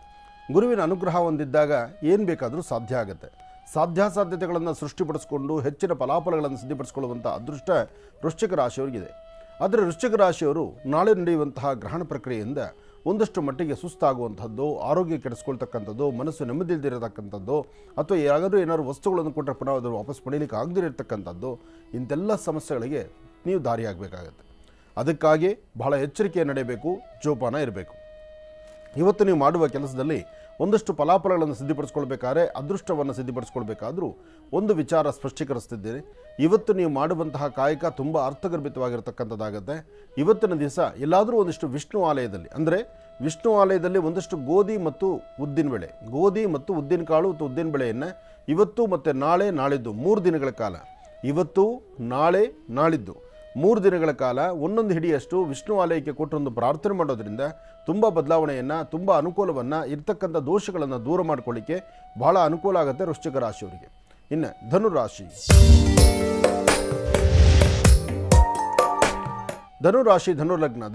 ಧನುಲಗ್ನದಲ್ಲಿರ್ತಕ್ಕಂಥವರಿಗೆ ಚಂದ್ರನ ಆಸ್ಥಾನ ಚೆನ್ನಾಗಿದೆ, ಗುರುವಿನ ಅನುಗ್ರಹ ಇದೆ. ಹಣಕಾಸಿನ ವಿಚಾರ ಪರವಾಗಿಲ್ಲ, ವ್ಯಾಪಾರ ವ್ಯವಹಾರ ಪರವಾಗಿಲ್ಲ, ಅಂದುಕೊಂಡಷ್ಟು ಕೆಲಸಗಳು ಸಾಧನೆ ಮಾಡ್ಕೊಳ್ತಕ್ಕಂಥದ್ದು ಪರವಾಗಿಲ್ಲ. ಆದರೆ 11 ಗಂಟೆವರೆಗೂ ಒಂದು ತರಹ ಇದ್ದು 11ರ ನಂತರ 11 ಗಂಟೆ 22 ನಿಮಿಷದ ನಂತರ ಒಂದಷ್ಟು ವ್ಯತ್ಯಾಸಗಳು, ಒಂದಷ್ಟು ಅಸಮಾಧಾನ ಎಂಬತಕ್ಕಂಥದ್ದು ಶುರುವಾಗುತ್ತೆ. ಈ ಸಮಯದಲ್ಲಿ ನಿಮ್ಮ ಎಚ್ಚರಿಕೆ ಬಹಳ ಬೇಕಾಗುತ್ತೆ. ಈ ಸಮಯದಲ್ಲಿ ನೀವು ಅಂದುಕೊಂಡಿದ್ದೆಲ್ಲವೂ ಸಾಧನೆ ಆಗುತ್ತೆ ಅಂತಲ್ಲ, ಆಗಲೇ ಸಮಸ್ಯೆ ಬರುವಂಥದ್ದು, ತೊಂದರೆಗಳು ಉಂಟಾಗುವಂಥದ್ದು. ಇದನ್ನು ನೀವು ಸರಿಪಡಿಸ್ಕೊಳ್ಬೇಕಾದ್ರೆ ನಿಮ್ಮ ಕುಲದೇವರ ಅನುಗ್ರಹ ಬೇಕು. ಅದಕ್ಕಾಗಿ ಮನೆ ದೇವರನ್ನು ಪ್ರಾರ್ಥನೆ ಮಾಡ್ತಾ ಮನೆ ದೇವರ ಅನುಗ್ರಹವನ್ನು ಸಿದ್ಧಪಡಿಸ್ಕೊಂಡ್ರೆ ಹೆಚ್ಚಿನ ಫಲಾಫಲ ನಿಮ್ಮದಾಗುತ್ತೆ. ಇದರ ಮಧ್ಯದಲ್ಲಿ ಇವತ್ತಿನ ದಿವಸ ಸುಮಾರು ಸಂಜೆ 4ರಿಂದ 6 ಗಂಟೆ 12 ನಿಮಿಷದವರೆಗೂ 4 ರಿಂದ 6 ಗಂಟೆ 12 ನಿಮಿಷ ಧನುರಾಶಿಯಲ್ಲಿರ್ತಕ್ಕಂಥವ್ರು ಯಾರೊಂದಿಗೆ ಏನು ವ್ಯವಹಾರ ಮಾಡಿದ್ರು, ಯಾವುದೇ ಲೇವಾದೇವಿ ಮಾಡಿದ್ರು, ಕೊಟ್ಟು ತೆಗೆದುಕೊಳ್ತಕ್ಕಂಥ ವ್ಯವಹಾರಗಳು ಮಾಡಿದ್ರು ಸಮಸ್ಯೆ ಎಂಬತಕ್ಕಂಥದ್ದು ಕಟ್ಟಿಟ್ಟು ಬುತ್ತಿ ಆಗುತ್ತೆ. ಜೋಪಾನ, ಎಚ್ಚರಿಕೆ ಬೇಕು. ಹಾಗೆ ನೀವು ಮಾಡುವ ಕೆಲಸದಲ್ಲೇ ಒಂದಷ್ಟು ಅದ್ಭುತವಾದಂತಹ ಕಾಯಕವನ್ನು ಸಿದ್ಧಪಡಿಸ್ಕೊಳ್ಬೇಕಾದ್ರೆ ಕುಲದೇವರ ಆರಾಧನೆ ಮಾಡ್ತಾ ಗುರುಗಳ ಆಶೀರ್ವಾದ ಪಡೆದು ಮುಂದೆ ನಡೆದರೆ ಹೆಚ್ಚಿನ ಫಲಗಳನ್ನು ಖಂಡಿತ ಸಿದ್ಧಪಡಿಸ್ಕೊಳ್ತೀರಿ. ಒಳ್ಳೆಯದಾಗಲಿ, ಶುಭವಾಗಲಿ. ಇನ್ನು ಮಕರ ರಾಶಿ. ಮಕರ ರಾಶಿ, ಮಕರ ಲಗ್ನ. ಮಕರ ರಾಶಿ, ಮಕರ ಲಗ್ನದಲ್ಲಿರ್ತಕ್ಕಂಥವ್ರಿಗೆ ಗುರುವಿನ ಅನುಗ್ರಹ ಇದೆ. ಇವತ್ತು ಆರ್ಥಿಕ ಪರಿಸ್ಥಿತಿ ಪರವಾಗಿಲ್ಲ. ವ್ಯಾಪಾರ ವ್ಯವಹಾರಗಳ ಕಡೆ ಗಮನ ಕೊಡ್ತೀರಿ. ಅಂದುಕೊಂಡಷ್ಟು ಲಾಭವನ್ನು ಗಳಿಸ್ತೀರಿ. ನಾಳೆಗಿನ್ನ ಇವತ್ತು ಬಹಳ ಅತ್ಯುತ್ತಮವಾಗಿರ್ತಕ್ಕಂಥದ್ದು.